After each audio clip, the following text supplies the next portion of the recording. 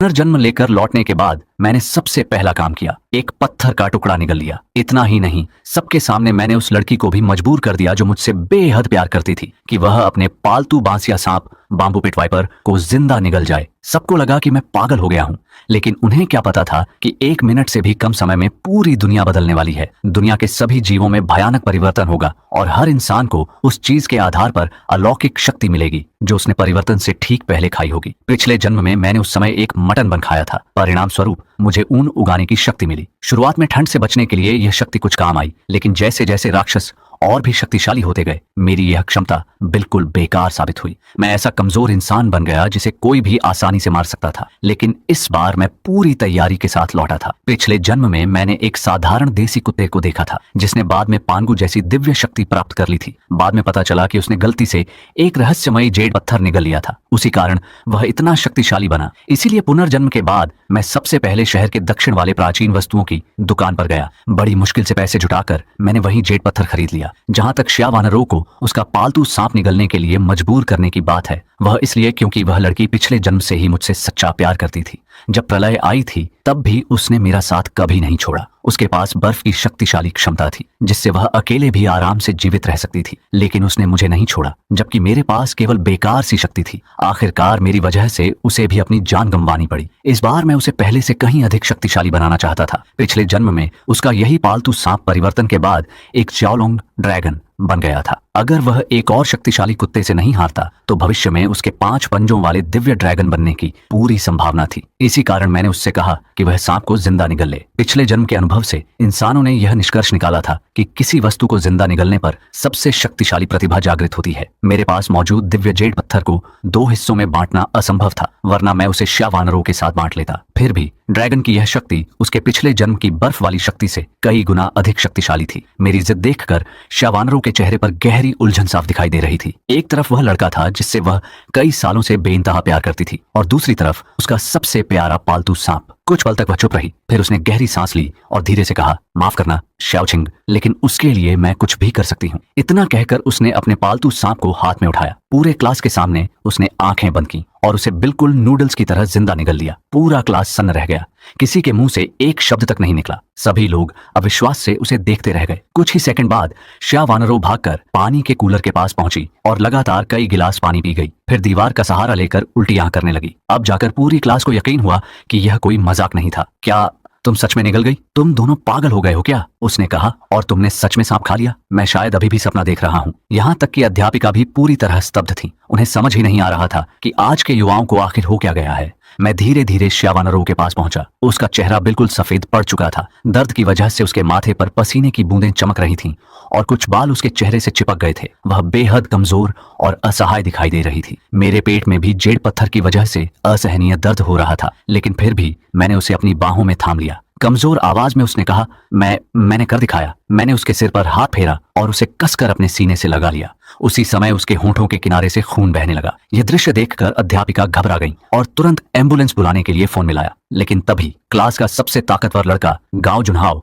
जो हमेशा से श्या वानरों को पसंद करता था और कई बार उसके सामने अपने प्यार का इजहार कर चुका था, गुस्से से पागल हो गया। उसकी आंखें लाल हो चुकी थीं। वह तेज कदमों से मेरी तरफ बढ़ा और गरजते हुए बोला, चेन जी, तू मरने लायक है। तुझे पता था कि वह तुझसे प्यार करती है, फिर भी तूने उसे जिंदा सांप निगलने पर मजबूर कर दिया। उसकी दहाड़ से पूरा क्लास कांप उठा, लेकिन मैंने उसकी तरफ देखा तक नहीं। मैं बस श्या वानरों को अपनी बाहों में संभाले रहा। साथ ही मैंने अपना मोबाइल निकाला और स्क्रीन पर समय देखने लगा। गांव जुनहाओ गुस्से में भीड़ को धक्का देता हुआ मेरी तरफ दौड़ रहा था। मैंने धीरे से गिनती शुरू की। 3। वह अब बिल्कुल मेरे सामने पहुंचने वाला था। पूरी क्लास ने सांस रोक ली। 2। बस एक कदम और। मैंने बिल्कुल शांत स्वर में आखिरी गिनती बोली। 1। जैसे ही घड़ी में ठीक 10 बजे अचानक खिड़की के बाहर एक चकाचौंध कर देने वाली रोशनी फट पड़ी, इतनी तेज कि किसी की आंखें खुली नहीं रह सकीं। पूरा आसमान कुछ पल के लिए सफेद चमक से भर गया, फिर वह रोशनी उतनी ही जल्दी गायब भी हो गई। उसी समय गांव जुनहाओ की आंखों के सामने अंधेरा छा गया। तेज चमक के कारण उसका संतुलन बिगड़ गया और वह जोर से जमीन पर गिर पड़ा। लेकिन यह तो बस शुरुआत थी। उस रहस्यमयी प्रकाश के बाद कुछ ही सेकंड में एक अदृश्य विद्युत चुंबकीय तूफान पूरे सौरमंडल में फैल गया। क्लास के सभी छात्र घबराकर खिड़की की ओर देखने लगे, लेकिन बाहर उन्हें कुछ भी असामान्य दिखाई नहीं दिया। ज्यादातर लोगों ने इसे एक अजीब घटना समझकर नजरअंदाज कर दिया। हालांकि कुछ छात्रों ने मोबाइल निकालकर इंटरनेट पर खबरें देखने की कोशिश की, लेकिन किसी भी फोन में नेटवर्क नहीं था। उसी समय गांव जुनहाओ फिर से उठ खड़ा हुआ। उसकी आंखों में पहले से भी ज्यादा गुस्सा था। वह मेरी तरफ दौड़ते हुए चिल्लाया, आज मैं तुम्हें छोड़ूंगा नहीं, मैं वानरों का बदला लेकर रहूंगा। उसका लगभग 6 फीट 3 इंच लंबा ताकतवर शरीर सीधे मेरी तरफ झपटा। बाकी सभी छात्रों को लगा कि अब मैं बच नहीं पाऊंगा, लेकिन तभी पूरा आसमान अचानक बदलने लगा। कुछ ही क्षणों में दिन का उजाला गायब हो गया और चारों तरफ गहरा अंधेरा छा गया। इसके बाद आसमान से खून जैसा लाल प्रकाश बरसने लगा। सौर तूफान की वजह से पृथ्वी का चुंबकीय क्षेत्र पूरी तरह अस्त व्यस्त हो चुका था और उसी के कारण आसमान का रंग भी बदल गया। इसी पल मेरी बाहों में मौजूद श्यावानरों ने दिल दहला देने वाली चीख मार दी। सभी लोग घबराकर उसकी तरफ देखने लगे। अगले ही पल उसका शरीर बदलना शुरू हो गया। उसके सिर पर चांदी जैसी चमकती हुई 2 ड्रैगन की सींगें उग आईं। उनके चारों ओर बिजली की हल्की चिंगारियां नाच रही थीं। उसके गालों पर बर्फ जैसी सफेद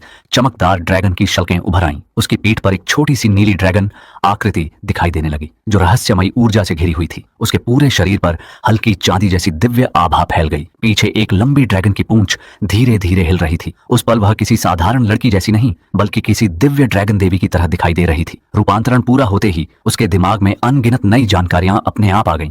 अब उसे समझ में आने लगा कि मैंने उससे सांप निगलने के लिए जिद क्यों की थी। मैंने जो कुछ किया था वह सब सिर्फ उसकी सुरक्षा और उसके भविष्य के लिए था। अब श्यावानरों की आंखों में मेरे लिए पहले से भी ज्यादा विश्वास और प्रेम था। उसे यकीन हो चुका था कि मैंने जो कुछ भी किया वह सिर्फ उसकी भलाई के लिए था। इसी दौरान गांव जुन्हाव पूरी ताकत से मेरी ओर मुक्का मारते हुए दौड़ा, लेकिन इस बार श्यावानरो एक पल में मेरे सामने आकर खड़ी हो गई। उसने केवल अपना एक हाथ आगे बढ़ाया और आसानी से उसका भारी मुक्का रोक लिया। धड़ाम, मुक्का उसकी हथेली से टकराया, लेकिन उसे जरा भी चोट नहीं लगी। उल्टा उसकी हथेली पर मौजूद दिव्य बिजली विश्वाशैनली अचानक फूट पड़ी। भयंकर बिजली गांव जुन्हाव के पूरे हाथ में दौड़ गई।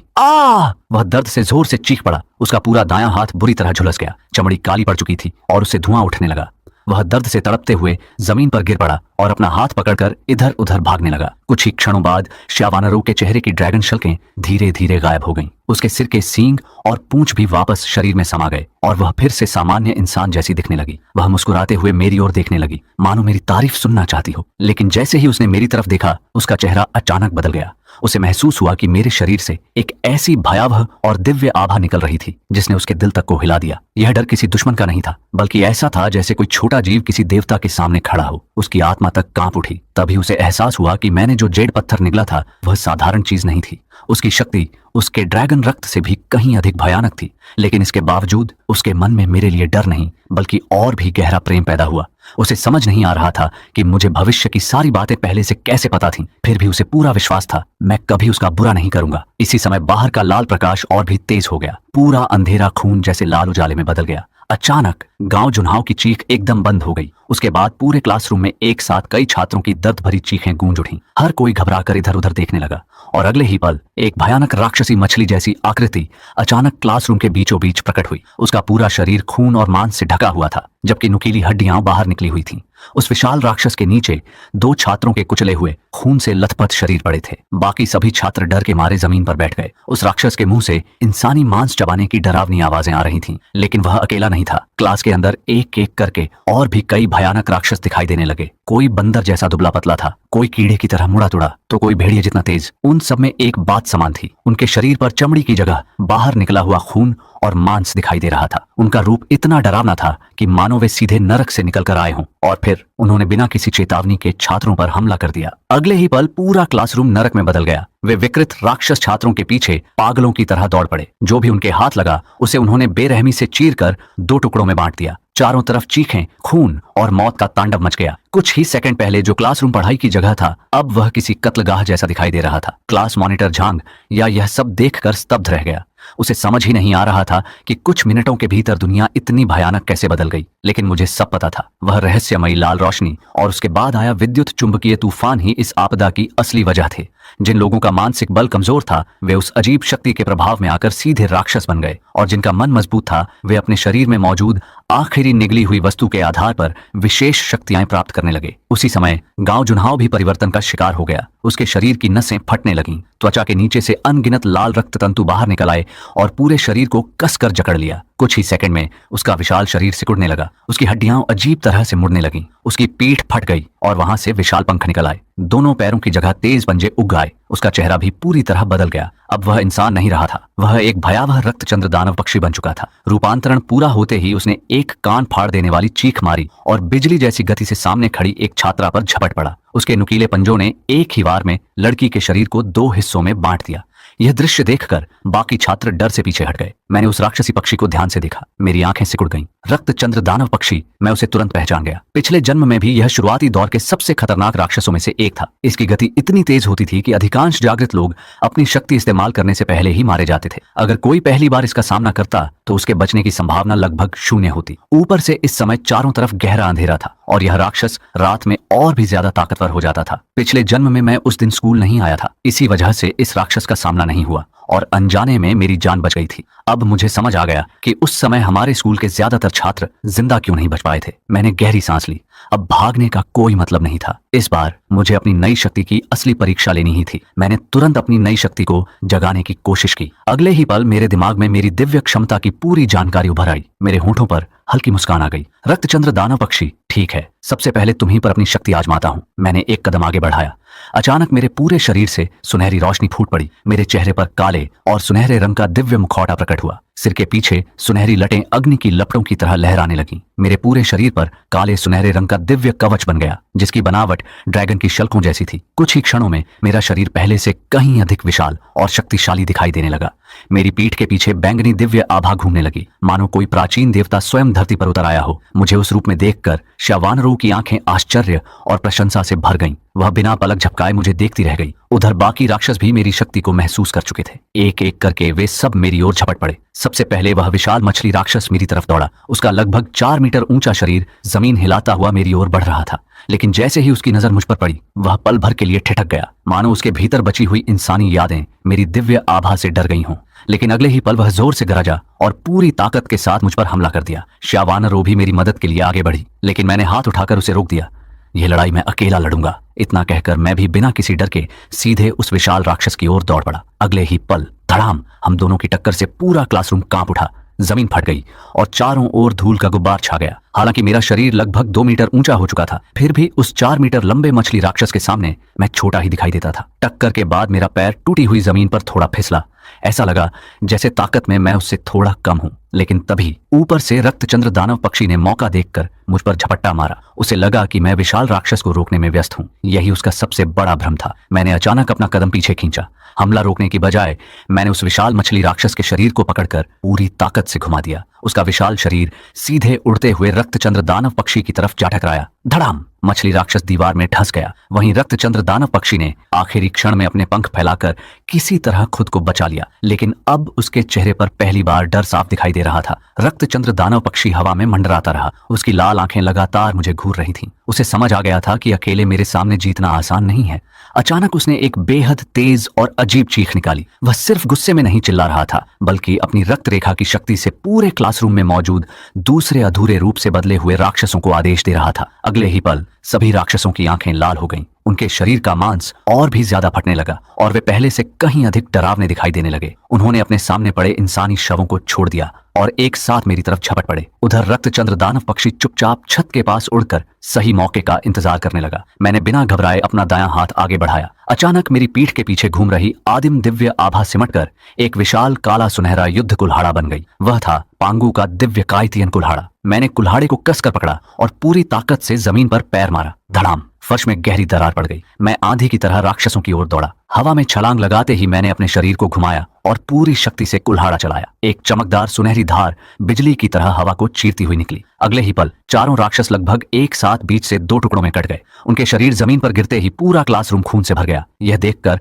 छत पर छिपा रक्तचंद्र दानव पक्षी पागलों की तरह चीखता हुआ मेरी तरफ टूट पड़ा। उसे पता था कि अगर अब भी नहीं लड़ा तो उसकी मौत तय है, लेकिन मैं तो उसी पल का इंतजार कर रहा था। मेरे होंठों पर हल्की मुस्कान उभरी। मैंने दोनों हाथों से कायतियन कुल्हाड़े को ऊपर उठाया। दिव्य ऊर्जा उसके चारों ओर इकट्ठा होने लगी। फिर मैंने पूरी ताकत से ऊपर की ओर वार किया। एक विशाल सुनहरी धार आसमान तक पहुंचती हुई दिखाई दी। छन, रक्तचंद्र दानव पक्षी उस वार से बच भी नहीं पाया। एक ही प्रहार में उसका शरीर कमर से 2 हिस्सों में बढ़ गया। उसका रक्त हवा में बिखर गया और दोनों टुकड़े जोर से जमीन पर आ गिरे। सबसे खतरनाक राक्षस के मरते ही पूरा क्लासरूम अचानक शांत हो गया। बचे हुए सभी राक्षस मेरी ओर डर से देखने लगे। उन्हें मेरे शरीर से निकलती पांगों की दिव्य आभा साफ महसूस हो रही थी, लेकिन मैंने उन्हें जरा भी मौका नहीं दिया। मैं बिजली की गति से आगे बढ़ा और एक एक करके बाकी सभी राक्षसों का भी अंत कर दिया। सिर्फ 3 मिनट के भीतर पूरा क्लासरूम राक्षसों से खाली हो चुका था। अब वहां सिर्फ बचे हुए छात्र, चारों ओर फैला खून और राक्षसों की लाशें थीं। जब आखिरी राक्षस भी मर गया तब क्लासरूम में बचे हुए छात्रों ने राहत की सांस ली, लेकिन राहत ज्यादा देर टिक नहीं सकी। कुछ छात्र तुरंत चिल्लाने लगे, हमें यहाँ से निकलना होगा, जल्दी बाहर चलते हैं, यहाँ रहना मौत को बुलाने जैसा है। उनकी बातें सुनकर मैं धीरे धीरे मंच टीचर की डेस्क पर चढ़ गया। मेरी आवाज पूरे क्लासरूम में गूंज उठी। सब लोग चुप। मेरी बात सुनते ही पूरा कमरा एकदम शांत हो गया। सबकी नजरें मेरी तरफ थीं। मैंने गंभीर स्वर में कहा, दुनिया बदल चुकी है। बाहर अब इंसानों की दुनिया नहीं रही, वहां हर तरफ राक्षस हैं। अगर जिंदा रहना चाहते हो तो मेरी हर बात माननी होगी। मेरी बात पूरी भी नहीं हुई थी कि अचानक क्लासरूम के बाहर से भारी गुर्राने की आवाज आई। सबने घबराकर दरवाजे की ओर देखा। दरवाजे के बाहर एक विशाल नरक का दानवी कुत्ता खड़ा था। उसकी आंखें खून की तरह लाल थीं, मुंह से लार टपक रही थी और बड़े बड़े नुकीले दांत साफ दिखाई दे रहे थे। वह धीरे धीरे गुर्रा रहा था, लेकिन उसकी आवाज पूरे क्लासरूम को हिला देने के लिए काफी थी। उसी समय भीड़ में खड़ी एक लड़की डर के मारे जोर से चीख पड़ी।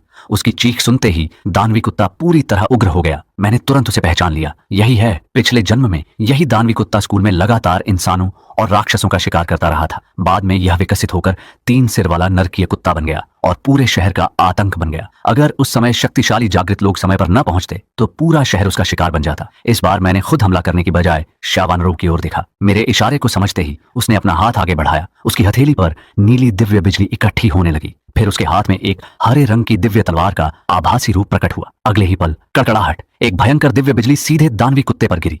बिजली की चोट से उसके शरीर का एक हिस्सा काला पड़ गया और जलने की गंध पूरे गलियारे में फैल गई। लेकिन वह मरा नहीं, बल्कि पहले से भी ज्यादा क्रोधित हो गया। उसने जोरदार दहाड़ लगाई और मुंह खोलकर काले धुएं जैसी जहरीली सांस बाहर छोड़ी। जहां वह धुआं पहुंचा वहां की मेज कुर्सियां पल भर में राख बन गईं। 2 छात्र जो उसके सामने खड़े थे उसी क्षण मौत के घाट उतर गए। यह देखकर मेरी आंखें सिकुड़ गईं। तो यह विषयाव दिव्य बिजली भी झेल सकता है। अब मुझे खुद मैदान में उतरना ही था। मैंने एक पल भी देर नहीं की। अपने हाथ को आगे बढ़ाते ही मेरा कायतियन दिव्य कुल्हाड़ा फिर से प्रकट हो गया। वह हवा को चीरता हुआ सीधे नरक के दानवी कुत्ते की ओर जा गिरा। उसी समय मैं भी पूरी रफ्तार से उसकी तरफ दौड़ पड़ा। दानवी कुत्ता बेहद फुर्तीला था। उसने झटके से अपना शरीर मुड़ा और कुल्हाड़े के पहले वार से बच गया, लेकिन मैं पहले ही उसके बिल्कुल सामने पहुंच चुका था। मैंने अपने पूरे शरीर की ताकत से उसे जोरदार टक्कर मारी। धड़ाम! विशाल दानवी कुत्ता कई मीटर दूर जाकर जमीन पर लुढ़क गया। शावानरों ने तुरंत अपनी दिव्य तलवार मेरी ओर बढ़ा दी। मैंने बिना समय गंवाए तलवार पकड़ी और उठने की कोशिश कर रहे दानवी कुत्ते पर टूट पड़ा। इस बार मैंने उसे कोई मौका नहीं दिया। एक ही वार में उसकी गर्दन काट दी। विशाल सिर जमीन पर गिरा और उसका शरीर तड़पते तड़पते शांत हो गया। मैं उसके शव के पास गया और पेट चीरकर अंदर से एक कठोर चमकदार ऊर्जा क्रिस्टल निकाला। पिछले जन्म में इस तरह के क्रिस्टल को सभी जागृत लोग लिंग जिंग आध्यात्मिक सार कहते थे। जो भी इसे अवशोषित करता उसकी शक्ति तेजी से बढ़ जाती। हालांकि हर राक्षस के शरीर में यह नहीं मिलता था। सिर्फ कुछ शक्तिशाली या विशेष राक्षस ही मरने के बाद ऐसा क्रिस्टल छोड़ते थे, और जितना बेहतर क्रिस्टल उतना ही ज्यादा शक्तिशाली वह उसने मेरे लिए अपनी जान तक दांव पर लगा दी थी। इस जन्म में मैं चाहता था कि वह मुझसे भी ज्यादा शक्तिशाली बने। मैंने धीरे से कहा, इसे अपनी भौहों के बीच रखो और मन से इसकी शक्ति को अपने अंदर समा जाने दो। शावानरों ने बिना कोई सवाल किए मेरी बात मान ली। उसने क्रिस्टल को माथे पर रखा और आंखें बंद कर लीं। कुछ ही सेकंड में सफेद रोशनी पूरे क्रिस्टल में फैल गई। फिर वह धीरे धीरे गायब हो गया। उसी के साथ शावानरों के शरीर से पहले से कहीं अधिक शक्तिशाली दिव्य आभा निकलने लगी। उसकी ताकत एक बार फिर कई गुना बढ़ चुकी थी। अब वह द्वितीय स्तर की जागृत सेकंड रैंक अवेकेंड बन चुकी थी। दुनिया में अभी अभी प्रलय शुरू हुई थी। ऐसे समय में दूसरे स्तर का जागृत होना लगभग अधिकांश खतरों का सामना करने के लिए काफी था। मैंने संतोष की सांस ली। अब कम से कम उसके जिंदा रहने की संभावना पिछले जन्म की तुलना में कई गुना अधिक थी। शावानरों की शक्ति बढ़ने के बाद मैंने धीरे धीरे उसकी ओर देखा और हल्की मुस्कान दी, लेकिन अगले ही पल मेरा चेहरा फिर से गंभीर हो गया। मेरी नजर उस लड़की पर जा टिकी जिसने कुछ देर पहले डर के मारे चीख लगाई थी, और उसी वजह से नरक का दानवी कुत्ता हमारी ओर आकर्षित हुआ था। बिना कुछ कहे मैं उसके सामने पहुंचा। लड़की कुछ समझ पाती उससे पहले ही छन्न मेरी तलवार एक ही वार में उसकी गर्दन से गुजर गई। उसका सिर जमीन पर लुढ़क गया। पूरे क्लासरूम में सन्नाटा छा गया। बचे हुए छात्र भय से कांप उठे। उन्हें समझ नहीं आ रहा था कि मैंने ऐसा क्यों किया। मैंने ठंडी आवाज में कहा, इस प्रलय में एक इंसान की छोटी सी गलती भी दर्जनों लोगों की मौत का कारण बन सकती है। अगर कोई अपनी मूर्खता से सबकी जान खतरे में डालेगा तो मैं उसे जिंदा नहीं छोड़ूंगा। मेरी बात सुनकर किसी की भी हिम्मत नहीं हुई कि कुछ बोले। उसी समय बाहर से दर्द भरी चीखें सुनाई देने लगीं। उनके साथ कई राक्षसों की डरावनी गुर्राहट भी गूंज रही थी। मैं समझ गया, पूरे स्कूल के राक्षस अब झुंड बनाकर इकट्ठा होने लगे थे। पिछले जन्म में भी स्कूल के अंदर छात्रों की संख्या बहुत ज्यादा थी, इसी वजह से बड़ी संख्या में लोग राक्षस बन गए और पूरे स्कूल में राक्षसों की एक विशाल सेना तैयार हो गई थी। चाहे इस जन्म में मैं पहले से कहीं अधिक शक्तिशाली था, लेकिन हजारों राक्षसों का एक साथ सामना करना अभी भी असंभव था। मैंने तुरंत आदेश दिया, सब लोग जल्दी से दरवाजे और खिड़कियां बंद करो, मेज कुर्सियां लाकर उन्हें पूरी तरह जाम कर दो। कुछ छात्र पहले हिचकिचाए, लेकिन बाहर से आती चीखें सुनकर सब समझ गए कि यही एकमात्र रास्ता है। वे तुरंत मेरी बात मानने लगे। सबने मिलकर भारी मेजें, कुर्सियां और अलमारियां घसीट घसीट कर दरवाजों और खिड़कियों के सामने लगा दी। पूरा क्लासरूम अब अस्थायी किले में बदल चुका था। लेकिन जैसे जैसे बाहर राक्षसों की आवाजें पास आती गईं, अंदर मौजूद सभी छात्रों की धड़कनें भी तेज होती चली गईं। किसी को नहीं पता था कि यह बंद दरवाजा उन्हें बचाएगा या कुछ ही मिनटों बाद उनकी कब्र बन जाएगा। सभी लोग सांस रोके दरवाजे की ओर देख रहे थे। तभी भीड़ में खड़ी शाओ चियान चियान ने अचानक बाहर भागती हुई एक लड़की को पहचान लिया। वह उसकी रूममेट और सबसे अच्छी दोस्त शाओ वेई थी। इस समय शाओ वेई का पूरा शरीर खून से लथपथ था। उसके शरीर पर एक भी ऐसी जगह नहीं बची थी जहां घाव न हो। वह जान बचाने के लिए पूरी ताकत से भाग रही थी, जबकि उसके पीछे कई राक्षस लगे हुए थे। यह दृश्य देखकर शाओ चियान चियान का दिल पसीज गया। वह दौड़कर दरवाजे के पास पहुंची और उसे खोलने लगी। उसी समय मैंने उसका हाथ कसकर पकड़ लिया। मैंने ठंडी आवाज में कहा, क्या तुम चाहती हो कि तुम्हारी एक गलती की वजह से यहाँ मौजूद हम सब मर जाएं? शाओ चियान चियान गुस्से से मेरी ओर देखने लगी। वह मेरी सबसे अच्छी दोस्त है, क्या मैं उसे मरने के लिए छोड़ दूं? तुम इतने निर्दयी कैसे हो सकते हो? मैंने उसकी आंखों में देखते हुए शांत स्वर में कहा, अगर तुम्हें इतना ही उस पर तरस आ रहा है तो जाओ, खुद जाकर उसे बचाओ। इतना कहकर मैंने अपना दिव्य कवच सक्रिय किया, फिर दरवाजा खोला और एक ही धक्के में शाओ चियान चियान को बाहर धकेल दिया। अगले ही पल मैंने दरवाजा फिर से बंद कर दिया। बाहर निकलते ही शाओ चियान चियान का चेहरा डर से सफेद पड़ गया। वह पागलों की तरह दरवाजा पीटने लगी। चेंजे, प्लीज, मुझसे गलती हो गई, मुझे अंदर आने दो, मैं दोबारा ऐसा कभी नहीं करूंगी। लेकिन मैंने उसकी एक भी बात का जवाब नहीं दिया। कुछ ही सेकंड बाद गलियारे में घूम रहे राक्षसों ने उसकी आवाज सुन ली। उनकी लाल आंखें उसकी तरफ मुड़ गईं। अगले ही पल वे सभी उस पर टूट पड़े। गलियारे में उसकी दर्दनाक चीखें गूंजने लगीं। क्लासरूम के अंदर बैठे सभी छात्र कांप उठे। कोई भी बोलने की हिम्मत नहीं कर पा रहा था। हर कोई चुपचाप सिर झुकाए बैठा रहा। मैं दरवाजे के पीछे खड़ा बाहर की हर आवाज ध्यान से सुन रहा था। अगर कोई राक्षस दरवाजा तोड़कर अंदर आता तो मैं आखिरी सांस तक लड़ने के लिए तैयार था, और अगर हालात पूरी तरह बेकाबू हो जाते तो चाहे अपनी जान चली जाए, मैं हर हाल में शावानरों को इस स्कूल से जिंदा बाहर निकालता। कुछ ही देर बाद बाहर से आ रही चीखें अचानक बंद हो गईं। पूरा गलियारा एकदम शांत हो गया। क्लासरूम में बैठे सभी छात्र एक दूसरे का चेहरा देखने लगे। किसी ने धीमे से कहा, क्या सारे राक्षस चले गए? लेकिन मुझे ऐसा बिल्कुल नहीं लगा। मैं धीरे धीरे दरवाजे के पास गया और छोटी सी कांच की खिड़की से बाहर झांका। जो दृश्य मैंने देखा उसने मुझे भी कुछ पल के लिए सोचने पर मजबूर कर दिया। शाओ चियान चियान का शरीर पूरी तरह नोचकर खा लिया गया था। फर्श पर सिर्फ खून का बड़ा सा धब्बा बचा था। लेकिन उससे भी अजीब बात यह थी कि गलियारे में मौजूद सारे राक्षस जमीन पर झुके हुए कांप रहे थे। ऐसा लग रहा था जैसे वे किसी बेहद खतरनाक अस्तित्व से डर रहे हों। यह बिल्कुल सामान्य नहीं था। अगर सब कुछ पहले जैसा होता तो वे अब तक दरवाजा तोड़कर अंदर घुस चुके होते। मेरे पिछले जन्म में मैं उस समय स्कूल में मौजूद नहीं था, इसीलिए आगे क्या होने वाला था यह मुझे भी नहीं पता था। मेरे मन में पहली बार हल्की सी बेचैनी पैदा हुई। उसी समय शावानरो मेरे पास आकर धीमी आवाज में बोली, चेंजे, बाहर क्या हो रहा है? उसने अपनी तलवार मजबूती से पकड़ रखी थी। अगर जरा भी खतरा होता तो वह सबसे पहले मेरी रक्षा के लिए आगे बढ़ जाती। मैंने सिर हिलाया। अभी कुछ कहना मुश्किल है। सब लोग अपनी जगह से मत हिलो, पहले देखते हैं कि बाहर क्या है। मेरी बात पूरी भी नहीं हुई थी कि थक थक थक गलियारे में किसी के धीरे धीरे चलते हुए कदमों की आवाज सुनाई देने लगी। हर कदम के साथ ऐसा लग रहा था जैसे किसी ने सबके दिल पर हथौड़ा मार दिया हो। फिर एक लड़की की धीमी लेकिन बेहद अजीब आवाज सुनाई दी, क्लासमेट्स, बाहर आओ ना, मैं बहुत देर से तुम्हारा इंतजार कर रही हूं। मेरे पास बहुत स्वादिष्ट चीजें हैं, सब मिलकर खाते हैं। उस आवाज को सुनते ही क्लास के कई छात्रों का चेहरा सफेद पड़ गया। किसी ने कांपती आवाज में कहा, ये तो झाओ शाओलू की आवाज है। लेकिन उसने तो आज छुट्टी ली थी। दूसरा छात्र घबरा कर बोला, वह यहां कैसे आ गई? कुछ लड़कियां जो पहले उसके साथ हॉस्टल में रहती थीं, एक दूसरे की तरफ देखने लगीं। उनके चेहरों पर डर के साथ अपराध बोध भी साफ दिखाई दे रहा था। ऐसा लग रहा था मानो उन्होंने अतीत में झाओ शाओलू के साथ कुछ बहुत बुरा किया हो। उसी समय धड़ाम, क्लासरूम का दरवाजा जोर से हिल उठा। फिर एक और भयानक टक्कर, और फिर तीसरी। अब साफ था दरवाजे के बाहर जो भी था वह अंदर आने के लिए पूरी ताकत लगा रहा था। मैंने तुरंत अपने पांगू के दिव्य कुल्हाड़े को मजबूती से पकड़ लिया। मेरी नजरें दरवाजे पर टिकी थीं, चाहे बाहर जाओ श्यालू हो या कोई और राक्षस। अगर उसने मुझ पर या श्या वानरों पर हमला किया तो मैं बिना एक पल सोचे उसका सिर धड़ से अलग कर दूंगा। उसी समय क्लास के कोने में दुबकी हुई गांव श्यावली कांपते हुए बोली, दरवाजा खोलो प्लीज। लेकिन बाहर से फिर वही डरावनी हंसी सुनाई दी। मेरी प्यारी सहेलियों, पहले तो तुम लोग मेरे साथ खेलना बहुत पसंद करती थीं, अब दरवाजा क्यों नहीं खोल रही हो? उसकी आवाज में अजीब सी सनक और पागलपन था। अगले ही पल धड़ाम, क्लासरूम का दरवाजा एक ही झटके में टूटकर उड़ गया। दरवाजे पर जो आकृति दिखाई दी उसे देखकर सभी छात्रों की चीख निकल गई। वह अब इंसान नहीं रही थी। झाओ श्यालू एक विशाल मकड़ी जैसे राक्षस में बदल चुकी थी।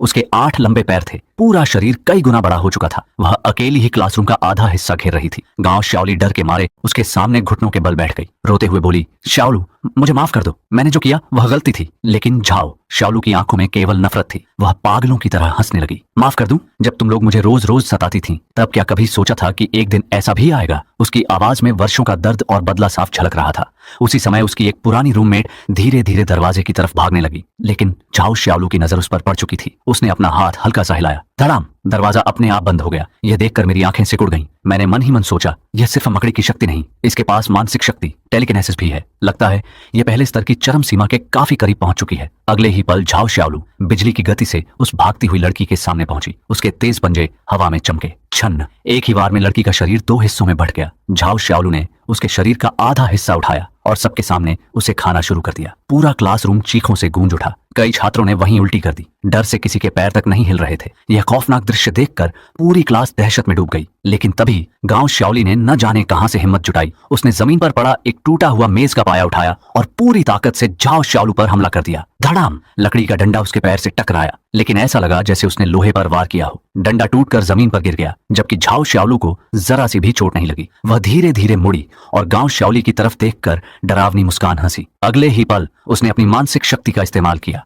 गांव श्यावली का शरीर अचानक हवा में उठ गया। वह पूरी ताकत से छूटने की कोशिश करती रही, लेकिन उसका शरीर जैसे किसी अदृश्य हाथ ने जकड़ लिया था। झाओ श्यावलू हंसते हुए बोली, इतनी जल्दी क्या है, अब तुम्हारी बारी है। वह धीरे धीरे गांव श्यावली को अपने मुंह के पास ले गई। फिर उसने एक ही काट में उसके कंधे का बड़ा हिस्सा नोच लिया। पूरे क्लासरूम में उसकी दर्दनाक चीख गूंज उठी। कुछ ही सेकंड में गांव श्यावली का आधा शरीर खून से लथपथ हो चुका था। अपना बदला लेने के बाद भी झाओ श्यावलू रुकी नहीं। उसकी नजर धीरे धीरे मेरी और श्या वानरों की तरफ घूम गई। उसने अपनी लंबी जीभ से होंठों पर लगा खून चाटा और मुस्कुराते हुए कहा, तुम दोनों बाकी सबसे ज्यादा स्वादिष्ट लग रहे हो। मैंने तुरंत अपने हाथ में कायतियन कुल्हाड़ा कसकर पकड़ लिया। अगर वह हम पर हमला करती तो मैं बिना झिझक उसे यहीं खत्म कर देता। लेकिन झाओ श्यावलू ने मेरी चेतावनी की परवाह नहीं की। उसकी उंगलियों से लंबे नुकीले पंजे निकल आए। अगले ही पल उसने हवा को चीरते हुए मुझ पर हमला कर दिया। मैंने जोर से दहाड़ लगाई और पूरी ताकत से अपना कायतियन कुल्हाड़ा घुमा दिया। टन! मेरे कुल्हाड़े और उसके पंजों की टक्कर से चारों तरफ चिंगारियां उड़ने लगी। भयानक टक्कर से झाओ श्यावलू कई कदम पीछे जा गिरी। उसने अपने घायल पंजों की ओर देखा। पहली बार उसकी आंखों में हैरानी साफ दिखाई दे रही थी। उसे यकीन ही नहीं हो रहा था कि कोई इंसान उसकी ताकत का सामना कर सकता है। और तभी उसके चेहरे पर गुस्से की जगह पागलपन छा गया। वह आसमान की ओर देखकर जोर से चीखी, जिसने मुझे चोट पहुंचाई उसे मैं कभी जिंदा नहीं छोड़ूंगी। झाओ श्यावलू की आंखें पूरी तरह पागलपन से भर चुकी थीं। अचानक उसने अपना विशाल मुंह पूरी तरह खोल दिया। उसके गले के भीतर काली गहराई दिखाई दे रही थी। अगले ही पल उसके मुंह से मोटे सफेद मकड़ी के जाले तेजी से बाहर निकलने लगे। हर जाले पर हरे रंग का चिपचिपा जहरीला और संक्षारक द्रव लगा हुआ था। कुछ ही सेकंड में उन जालों ने पूरे क्लासरूम को ढक लिया। चारों तरफ एक विशाल जाल फैल चुका था। इतनी छोटी जगह में उससे बचकर निकलना लगभग असंभव था, लेकिन मैं बिल्कुल भी नहीं घबराया। यही मौका था अपनी नई जागृत शक्ति की असली ताकत परखने का। मैंने गहरी सांस ली। मेरे शरीर से सुनहरी आभा निकलने लगी। वह दिव्य ऊर्जा धीरे धीरे मेरे कायतियन कुल्हाड़े में समाने लगी। मैंने कुल्हाड़े को दोनों हाथों से ऊपर उठाया। उसी क्षण पूरी इमारत जोर से कांप उठी। फर्श हिलने लगा। दीवारों में दरारें पड़ने लगीं। चारों तरफ की खिड़कियों के शीशे एक एक करके टूट गए। जैसे ही मकड़ी का विशाल जाल मुझे घेरने वाला था, मैंने पूरी ताकत से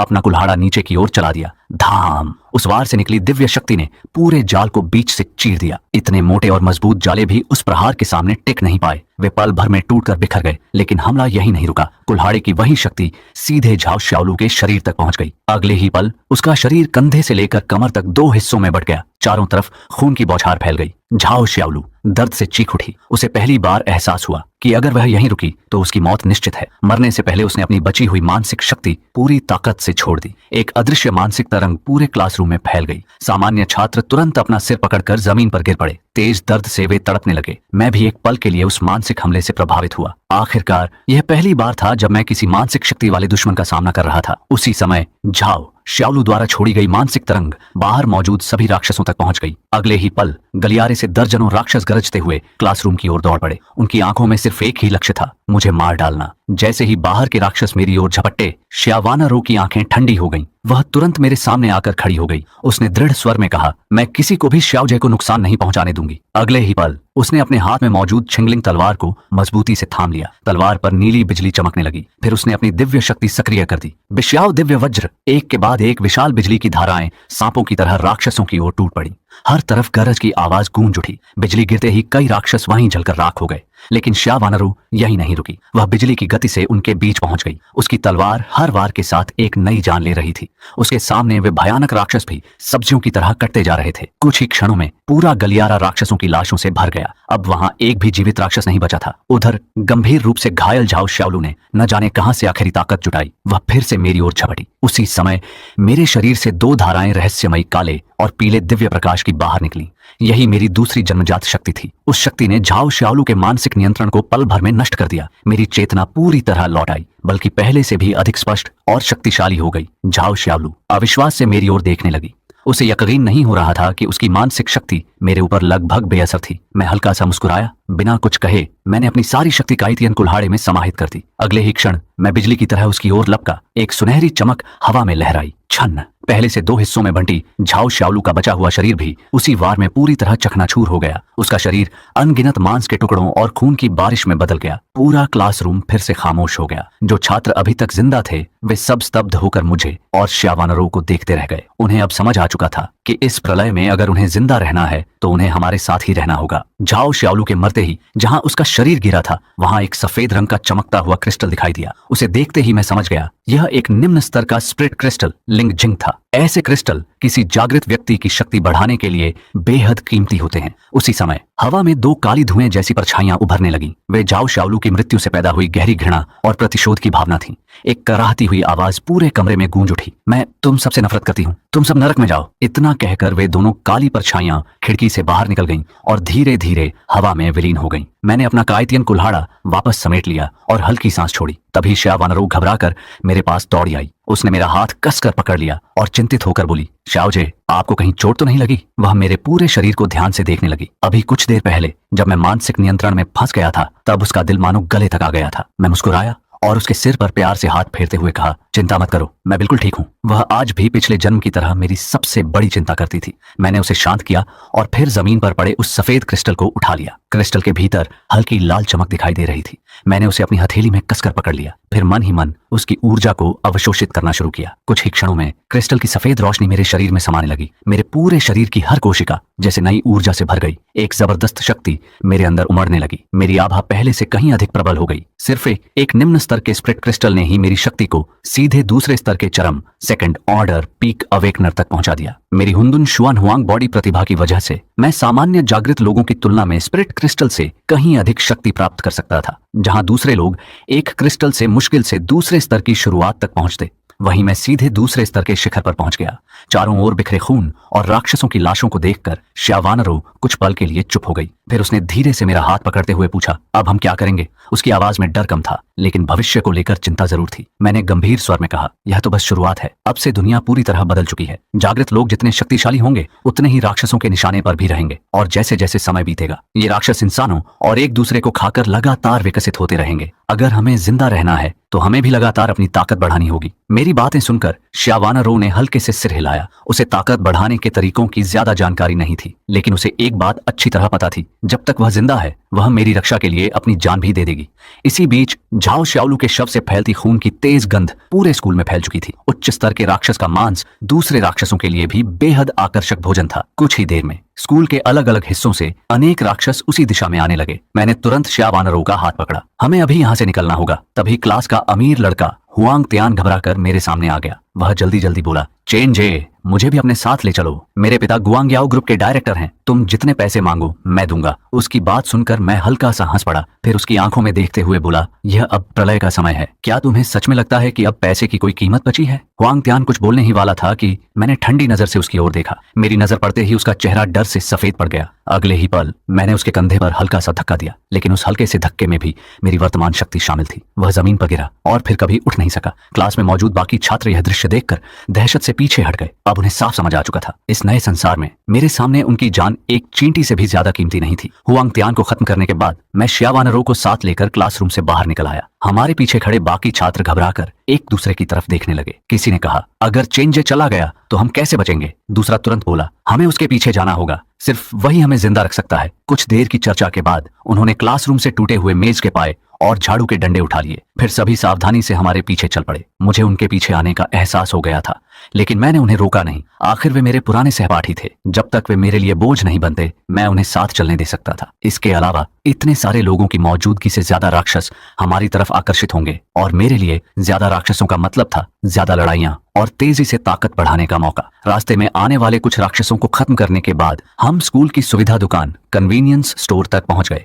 मैंने बिना समय गंवाए अंदर मौजूद खाने पीने की सारी जरूरी चीजें अपने बैग में भरनी शुरू कर दी। बाकी छात्र भी सामान इकट्ठा करना चाहते थे, लेकिन किसी की हिम्मत नहीं हुई कि मेरे चुने हुए सामान को हाथ लगाए। वे सिर्फ वही चीजें उठा रहे थे जिन्हें मैं छोड़ रहा था। 2 बड़े बैग पूरी तरह भरने के बाद मैं बाहर निकल आया। उसी समय स्कूल का पूर्व खेल प्रतिनिधि लिन शियू जल्दी से मेरे पास आया। वह मुस्कुराकर बोला, भाई चेन, मेरा शरीर मजबूत है, ये बैग मुझे उठाने दीजिए, आप और भाभी आराम से चलिए। वह बहुत विनम्र होकर मेरी तरफ देख रहा था। मैंने कुछ पल उसे देखा, फिर दोनों बैग उसके हाथ में दे दिए, लेकिन मन ही मन एक फैसला भी कर लिया, अगर उसने जरा सी भी बेईमानी की तो मैं बिना झिझक उसी समय उसे खत्म कर दूंगा। जैसे ही मैं सुविधा स्टोर से बाहर निकला, मुझे लोगों की एक भीड़ ने घेर लिया। मैंने ध्यान से देखा तो सामने आने वाला व्यक्ति कक्षा 6 का क्लास मॉनिटर झाऊ था। यह झाऊ पहले से ही अपनी दबंगई के लिए जाना जाता था और स्कूल में एक कुख्यात गुंडे के रूप में प्रसिद्ध था। कुछ ही समय पहले झाऊ ने सफलतापूर्वक अपनी प्रतिभा जागृत की थी, जिससे उसने कक्षा 6 के कई लोगों को मुसीबत से निकलने में मदद की थी, और साथ ही कक्षा 6 के जीवित बचे छात्रों को अपने गुर्गों के रूप में इकट्ठा कर लिया था। इस समय लिन शियू भोजन के 2 बड़े थैले घसीटते हुए मेरी तरफ मुड़ा और देखने लगा। मेरे निर्देश के बिना उसकी इतनी हिम्मत नहीं थी कि वह इस तरह राशन सामने वाले को सौंप दे। मैंने अपनी भौहें सिकोड़ी। मुझे आमतौर पर झाऊ जैसे बड़े होकर छोटों को सताने वाले लोग बिल्कुल पसंद नहीं थे।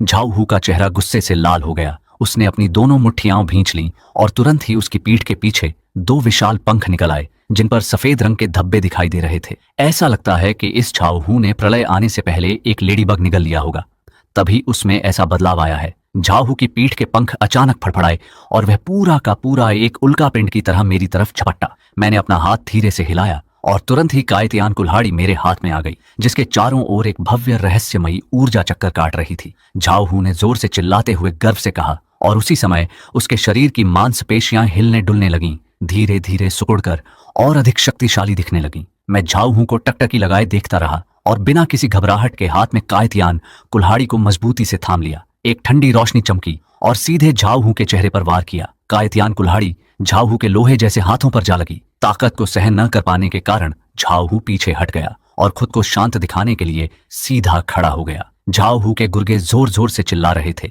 लेकिन वे नहीं जानते थे कि झाऊ ने कितना भारी दबाव झेला है। अभी तो यह सिर्फ पहली भिड़ंत थी। झाऊ को ऐसा महसूस हुआ जैसे उसका लोहे का घूंसा किसी विशाल पर्वत से टकरा गया हो, जिसे हिलाया नहीं जा सकता। झाऊ मेरी कायतियान कुल्हाड़ी के वार से पीछे हट गया था और उसके दोनों हाथ कांप रहे थे। वह अब हार मानना चाहता था, लेकिन बहुत देर हो चुकी थी। अगर उसने अभी हार मान ली तो भविष्य में वह अपनी धौंस नहीं जमा पाएगा। झाऊ का चेहरा तंग हो गया और वह जोर से दहाड़ा। दिखने में वह पूरी ताकत में लग रहा था, लेकिन वास्तव में वह खुद को हिम्मत दे रहा था। उसके काले लोहे जैसे दोनों घूंसे एक बार फिर मेरी तरफ बढ़े। इससे पहले कि मैं वार करता, शियावानरू एक तरफ से निकलकर आ गई। उसका पूरा शरीर शल्कों से ढका हुआ था और उसके हाथ की लंबी तलवार में बिजली चमक रही थी। लंबी तलवार सीधे झाऊ की तरफ तनी हुई थी। झाऊ ने एक विशाल ऊर्जा को अपनी ओर आते हुए महसूस किया। वह डर से पसीने पसीने हो गया और केवल अपने हाथों को सामने रखकर जैसे तैसे अपना बचाव कर सका। शियावानरू की लंबी तलवार झाऊ के सख्त हाथों पर लगी। इस बार का हमला बेहद सटीक और तेज था और इसमें बिजली भी शामिल थी, जिसने सीधे झाऊ के दोनों हाथों को जलाकर लाल कर दिया। झाऊ के गुर्गे बीच बचाव करने के लिए आगे बढ़े, लेकिन शियावानरू ने उन्हें सिर्फ एक तिरछी नजर से देखा और वे गुर्गे डर कर झाऊ के पीछे छिप गए। मैं शिया वानरू के आगे आकर खड़ा हो गया। मैं वास्तव में अपनी प्रतिभा का परीक्षण करना चाहता था कि दूसरी श्रेणी के शिखर पर अपग्रेड होने के बाद इसकी मार्क क्षमता कितनी बढ़ गई है। शिया वानरू ने चिंता से आवाज दी। जब उसने मुझे इतनी दृढ़ता से आगे खड़े देखा तो उसने और कुछ नहीं कहा। वह मेरी रक्षा करने के लिए तैयार थी, लेकिन मैं जो कुछ भी करना चाहता था वह निश्चित रूप से उसमें दखल नहीं देती। चूंकि मैं अकेले सामना करना चाहता था, इसीलिए वह पीछे खड़ी होकर ध्यान से देखने लगी। 2 बार पीछे धकेले जाने के बाद भी झाऊ हू का आत्मविश्वास कम नहीं हुआ था। उसकी पीठ के नरम पंख तेजी से फड़फड़ाए। झाऊ हू ने अपनी गति को चरम सीमा तक बढ़ा दिया और एक धमाके के साथ मेरी तरफ बढ़ा। लेडी बग की प्रतिभा के सहारे उसका शरीर हीरे की तरह सख्त हो चुका था। झाऊ हू को विश्वास नहीं था कि मेरी एक टूटी फूटी कुल्हाड़ी उसके बचाव को भेद पाएगी। जब तक मैं उसकी ढाल को नहीं तोड़ पाता तब तक उसे मुझे मार गिराने का मौका मिल जाता। मैं जोर से चिल्लाया और अपने हाथ में कायतियान कुल्हाड़ी उठा ली। स्तर बढ़ने के साथ कायतियान कुल्हाड़ी द्वारा आकाश और पृथ्वी को चीरने वाले वार के बाद ऐसा लगा जैसे शरीर पर एक ऊर्जा का कवच आ गया हो और वास्तव में एक काल्पनिक ऊर्जा की परत दिखाई देने लगी। कायतियान कुल्हाड़ी ने बिना चूके तेज ऊर्जा तरंगों की एक श्रृंखला छोड़ी जो लगातार चारों ओर फैलने लगी, जिससे हवा के झोंके और बवंडर उठने लगे। कुछ ही पलों के बाद झाऊ हू की पीठ पर लगे सख्त पंख टुकड़ों टुकड़ों में टूटकर हवा में बिखर गए। झाऊ हू का बचाव टूट चुका था। उसने विशेष रूप से रक्षात्मक प्रतिभा को चुना था, फिर भी वह मेरे एक वार को नहीं झेल सका। अपना इकलौता सहारा खोने के बाद झाऊ हू का शरीर बेहद कमजोर हो गया। इसके तुरंत बाद कायतियान कुल्हाड़ी नीचे की ओर चली और सफलतापूर्वक झाऊ हू की एक बांह को काट अलग कर दिया। खून पूरी जमीन पर बिखर गया। झाऊ हू के गुर्गे उसके पीछे थे। कुछ उसका समर्थन कर रहे थे तो कुछ मेरे सामने घुटने टेकने के लिए तैयार थे। झाऊ हू दर्द से अपने जख्म को दबाए हुए मुझसे भीख मांग रहा था। जीवित रहने के लिए वह अपना सारा सम्मान छोड़ने को तैयार था। मैं कायतियान कुल्हाड़ी लेकर कदम दर कदम झाऊ हू की ओर बढ़ने लगा। झाऊ हू को छोड़ना असंभव था। प्रलय के समय अपने लिए दुश्मन छोड़ना कोई अच्छी आदत नहीं है। जैसे जैसे मैं करीब आ रहा था, झाऊ हू के चेहरे पर खौफ अपनी चरम सीमा पर पहुंच गया। झाऊ हू जीवन और मृत्यु के फेर में था। मेरी कायतियान कुल्हाड़ी के कान नहीं थे जो उसकी सुनते। फिर एक हल्के से झटके के साथ झाऊ हू का सिर धड़ से अलग कर दिया। झाऊ हू के साथ आए वे गुर्गे हक्के बक्के रह गए और अविश्वास के साथ अपनी आंखों के सामने इस दृश्य को देखने लगे। जिस बॉस के भरोसे वे थे उसे एक ही वार में मार दिया गया था। हालांकि वे केवल छात्र थे और झाऊ हू के प्रति उनकी वफादारी वैसी नहीं थी जैसी सोची गई थी। इस इंसानों को खाने वाले प्रलय में किसके साथ रहना है, इससे क्या फर्क पड़ता है। इसीलिए कुल 5-6 लोगों की टीम ने तुरंत मेरे सामने घुटने टेक दिए। इन छात्रों ने अपनी जान बचाने के लिए वह सारी चतुराई लगा दी जो वे आमतौर पर सीखते थे। मैंने ज्यादा कुछ नहीं कहा, बस अपना सिर हिला दिया। मुझे परवाह नहीं थी कि ये लोग मेरे पीछे आते हैं या नहीं। जब तक वे पीछे आना चाहते थे उन्हें आने दिया। अच्छा होगा कि वे मेरे लिए और अधिक राक्षसों को आकर्षित कर सकें। अगर बाद के चरणों में स्थिति स्थिर हो गई तो उनके साथ अपनी खुद की शक्ति का निर्माण करना कोई बुरा विचार नहीं था। एक चतुर छात्र ने मेरी प्रतिक्रिया देखकर बार बार धन्यवाद दिया और फिर चुपचाप पुरानी कक्षा 3 के छात्रों के पीछे जाकर छिप गया। बाकी लोग भी उसके पीछे हो लिए। इस तरह मुझे 5-6 और गुर्गे मिल गए। झाऊ हू को मारने के बाद मैं उसकी लाश को पलटने के लिए आगे बढ़ा। जैसा कि उम्मीद थी, इस तरह के जागृत के शरीर में मिलने वाला आध्यात्मिक क्रिस्टल केवल निम्न श्रेणी का था। लेकिन मक्खी का मांस चाहे कितना भी छोटा होता तो मांस ही है। मैंने आसानी से क्रिस्टल उठा लिया और अपने मन के विचार से उसे अपने शरीर के भीतर सोख लिया। दुर्भाग्य से इससे मिलने वाली ऊर्जा बहुत कम थी, यहाँ तक कि वह उसकी दूसरी श्रेणी के शिखर के स्तर को केवल थोड़ा सा ही हिला सकी। तुम जो नए आए हो, तुम्हें सुविधा स्टोर का सामान इकट्ठा करने के लिए 3 मिनट मिलते हैं। अगला लक्ष्य शहर का अस्पताल है। मैंने अपने पीछे सुविधा स्टोर की ओर इशारा करते हुए ठंडे स्वर में कहा। शहर का अस्पताल, अगर मुझे सही से याद है तो वहां शुरुआती चरणों का एक बॉस होगा। अपनी ताकत को तेजी से बढ़ाने के लिए अभी भी लगातार मजबूत राक्षसों को चुनौती देनी होगी। जहां तक इस समूह की बात है, उन्हें साथ रखने से रास्ते में राक्षसों को आकर्षित करने में आसानी होगी। शुरुआती बॉस से निपटने के लिए चाहे जागृत प्रतिभा कितनी भी उच्च क्यों न हो, कम से कम तीसरी श्रेणी के आसपास की ताकत की आवश्यकता होती है। नए आए कुछ छात्रों ने माफी मांगी और तेजी से सुविधा स्टोर के अंदर दौड़ पड़े। भूखे भेड़ियों की तरह उन्होंने लूटपाट शुरू कर दी। 3 मिनट बाद मैं इस छोटे से समूह को लेकर शहर के अस्पताल की ओर चल पड़ा। इस समय आसमान में केवल एक लाल रंग का खूनी चांद लटका हुआ था, लेकिन रोशनी इतनी पर्याप्त थी कि इंसान बाहर का नजारा देख सके। राजमार्ग पहले से ही अस्त व्यस्त था। हर तरह की टूटी फूटी गाड़ियां रास्ते में फंसी हुई थीं। कभी कभार कुछ राक्षसों को इंसानों के पीछे भागते हुए देखा जा सकता था, लेकिन देखने पर वे सभी सामान्य राक्षस थे। मैंने कोई कदम नहीं उठाया। प्रलय में दूसरों के फटे में टांग अड़ाना कभी भी एक अच्छी आदत नहीं रही है। सड़क के किनारे गगनचुंबी इमारतों पर लगी स्क्रीनें चमक रही थीं और विकृत राक्षसों के आने की खबरें प्रसारित कर रही थीं। बहुत समय नहीं हुआ था जब इसने लॉन्ग गुओ के उच्च अधिकारियों को चौंका दिया था।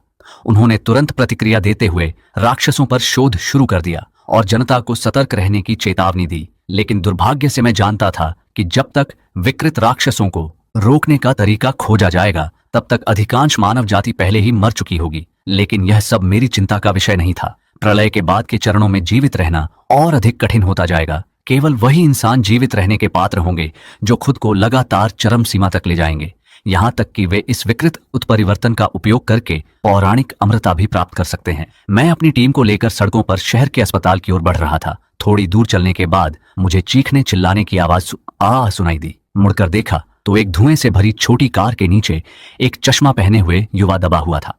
इस व्यक्ति का चेहरा दर्द से विकृत और बेहद डरावना था। सभी को देखकर उसने पूरी ताकत से मदद के लिए गुहार लगाई। हमारी टीम के लोग एक दूसरे का मुंह ताकने लगे। किसी की हिलने की हिम्मत नहीं हुई। अगर पुराना समय होता तो उनमें से कोई दयालु व्यक्ति मदद के लिए हाथ बढ़ा देता, लेकिन अब प्रलय का समय है। दयालुता उन्हें नहीं बचा सकती। मेरी बात मानने में ही जीवन की एकमात्र उम्मीद थी। हालांकि मैं केवल उदासीनता से उस व्यक्ति का नाटक देख रहा था। अचानक उस दर्द से तड़पते हुए व्यक्ति का चेहरा पूरी तरह बदल गया। वह हम सब पर दहाड़ने लगा और तुरंत ही उसका शरीर बदलने लगा। उसने देखा कि उसकी सामान्य आंखें तीखी होने लगीं और पूरी तरह लाल हो गईं। उसके सामान्य हाथों पर भी डरावने नीले हरे रंग के शल्क उगने लगे। उंगलियों से धीरे धीरे नुकीले पंजे बाहर आ गए और उसका सिर अंततः एक भयानक छिपकली के सिर में बदल गया। यह छिपकली की दिशा में बदला हुआ एक छिपकली राक्षस था। केवल उसकी आभा से अंदाजा लगाकर मुझे लगा कि यह पिछले झाऊ श्यालू से कहीं अधिक मजबूत था। छिपकली राक्षस ने लालच से सभी को देखा और एक डरावनी हंसी हंसी, जैसे कि अगले ही पल वह वहां मौजूद सभी लोगों को एक एक करके निगल जाएगा। सामान पीठ पर लादे हुए लिन शियू ने उत्सुकता से सवाल किया। मेरे साथ रहने के कारण वह इस तरह के दृश्यों को देखकर दूसरों की तुलना में कहीं अधिक शांत था। मेरा अनुमान था कि यह छिपकली राक्षस इंसानों की नकल करने में सक्षम होना चाहिए और उस रूप में बदल सकता है जिसमें वह बदलना चाहता है। यह प्रतिभा अगर घात लगाकर हमला करने में इस्तेमाल की जाए तो ठीक है, लेकिन आमने सामने की लड़ाई में उसे कोई फायदा नहीं मिलेगा। यह देखकर कि हम लोग अभी भी बिना किसी घबराहट के उसकी प्रतिभा के बारे में चर्चा कर रहे हैं, छिपकली राक्षस को लगा जैसे उसे उकसाया गया हो। ये लोग उससे बिल्कुल नहीं डर रहे थे। उसे लगा कि उसकी दूसरी श्रेणी के शिखर के राक्षस होने की स्थिति का अपमान हुआ है। छिपकली राक्षस का चेहरा हिंसक हो गया। उसने अपने दाहिने हाथ के एक झटके से पास की गाड़ी को उड़ा दिया और फिर अपने नुकीले पंजों से जमीन को पकड़ते हुए बेहद तेज गति से हमारी ओर बढ़ा। उसने सबसे पहले कोमल त्वचा वाली शिया वानरू को चुना। ऐसी खूबसूरत महिला का स्वाद सबसे अच्छा होता। शिया वानरू ने महसूस किया कि छिपकली राक्षस उसकी तरफ आ रहा है। वह जोर से चिल्लाई। शिया वानरू ने अपने मिमिक कॉम्बैट स्पिरिट को बुलाया। कहते ही उसकी गहरे हरे रंग की पूंछ शिया वानरू की दिशा में तेजी से घूमी। इससे पहले कि छिपकली राक्षस का हमला शिया वानरू को छू पाता, बिजली चमकी और शिया वानरू अपनी जगह से गायब हो गई। छिपकली की विशाल पूंछ पास की एक जीप कार से टकराई और कार के तुरंत पर खच्चे उड़ गए। भले ही शिया वानरू ने अभी अभी अपनी अलौकिक शक्ति को जागृत किया था, लेकिन स्कूल में हुई मारकाट से गुजरने के बाद अब उसकी प्रतिक्रिया बहुत तेज हो चुकी थी। शिया वानरू ने अपनी लंबी तलवार आसमान की तरफ उठाई। उसकी आवाज बंद होते ही शिया वानरू द्वारा श्याओ यू पुकारी जाने वाली उसकी मिमिक कॉम्बैट स्पिरिट ने अपने पूरे शरीर को हिलाया और बिजली की तरह चमकते हुए छिपकली राक्षस को कसकर जकड़ लिया। छिपकली राक्षस अपने दांत भींचकर लगातार अपने शरीर को छुड़ाने के लिए छटपटाने लगा, लेकिन वह पहले ही दूसरी श्रेणी में पहुंच चुकी थी और A+ ग्रेड की मिमिक कॉम्बैट स्पिरिट थी। क्या उसे एक छोटा सा छिपकली राक्षस इतनी आसानी से छोड़ पाता? शिया वानरू ने अपनी दैवीय गड़गड़ाहट प्रतिभा कौशल को सक्रिय किया। आसमान से घने वज्रपात नीचे गिरने लगे और मूल्यवान तलवार की धार से जुड़ गए। इसके बाद शिया वानरू ने अपनी कलाई घुमाई और लंबी तलवार भयानक आकाशीय बिजली को समेटे हुए छिपकली राक्षस को मारने के लिए आगे बढ़ी। छिपकली राक्षस ने डर के मारे आंखें फाड़कर देखा कि उसके सामने बिजली आने वाली है। उसने इस जगह पर छिपकर रहने के दौरान कई जागृत लोगों का सामना किया था, लेकिन उन सभी को उसने आसानी से संभाल लिया और निगल गया था। पर वह कभी शिया वानरू जैसी विकृत लड़की से नहीं मिला था जो आकाशीय बिजली को बुला सके। शिया वानरू ने आसमान से छिपकली राक्षस के डरे हुए चेहरे को देखा और उसके होठों पर एक मुस्कान तैर गई। यह सब चेंजी भाई की बदौलत था, जिन्होंने प्रलय आने से पहले उसे झू ये किंग खिलाया था। इसके तुरंत बाद लंबी तलवार छिपकली राक्षस के शरीर पर भारी दबाव के साथ लगी। लंबी तलवार और छिपकली राक्षस के बीच से एक तीव्र सफेद रोशनी निकली। कुछ पलों के बाद सफेद रोशनी गायब हो गई। शिया वानरू ने तलवार को मजबूती से थामे रखा और सीधे आगे देखती रही। छिपकली राक्षस झुककर भारी सांसें ले रहा था। शिया वानरू के इस वार को खाने के बाद उसके शल्कों से खून की बूंदें टपक रही थीं। एक पल के लिए उसे ऐसा लगा जैसे उसके शरीर के सारे शल्क जिंदा ही उखाड़ दिए जाएंगे। सौभाग्य से उसके पास जागृत प्रतिभा रेड रॉक लिजार्ड आर्मर थी। रेड रॉक लिजार्ड आर्मर कम समय में शल्कों की रक्षात्मक क्षमता को बड़े पैमाने पर बढ़ा सकता था। साथ ही इस स्थान पर इंसानों को खाकर छिपकली राक्षस पहले ही दूसरी श्रेणी के शिखर पर पहुंच चुका था। उसे मारना इतना आसान कहां था। छिपकली राक्षस पागलपन की स्थिति में आ गया। उसके चेहरे की मांसपेशियां बेहद भयानक हो गईं। एक गहरे काले रंग की शिकायत उसके शरीर के चारों ओर मंडराने लगी। इस पागलपन के कारण उसके शरीर की मांसपेशियां भी सूजकर बड़ी होने लगीं। कुछ ही सेकंड में छिपकली राक्षस पहले से एक घेरा बड़ा हो गया। उसकी खून जैसी लाल आंखें शिया वानरू को देख रही थीं, जो पूरी तरह नफरत से भरी थीं। छोटे गुर्गे को शिया वानरू पर पूरा भरोसा था, लेकिन केवल मैंने देखा कि पिछले वार के बाद शिया वानरू के पास अब ज्यादा ताकत नहीं बची थी। उसके पास अभी भी युद्ध के अनुभव की बहुत कमी थी। उसने एक ही बार में अपना सबसे मजबूत घातक वार इस्तेमाल कर लिया था।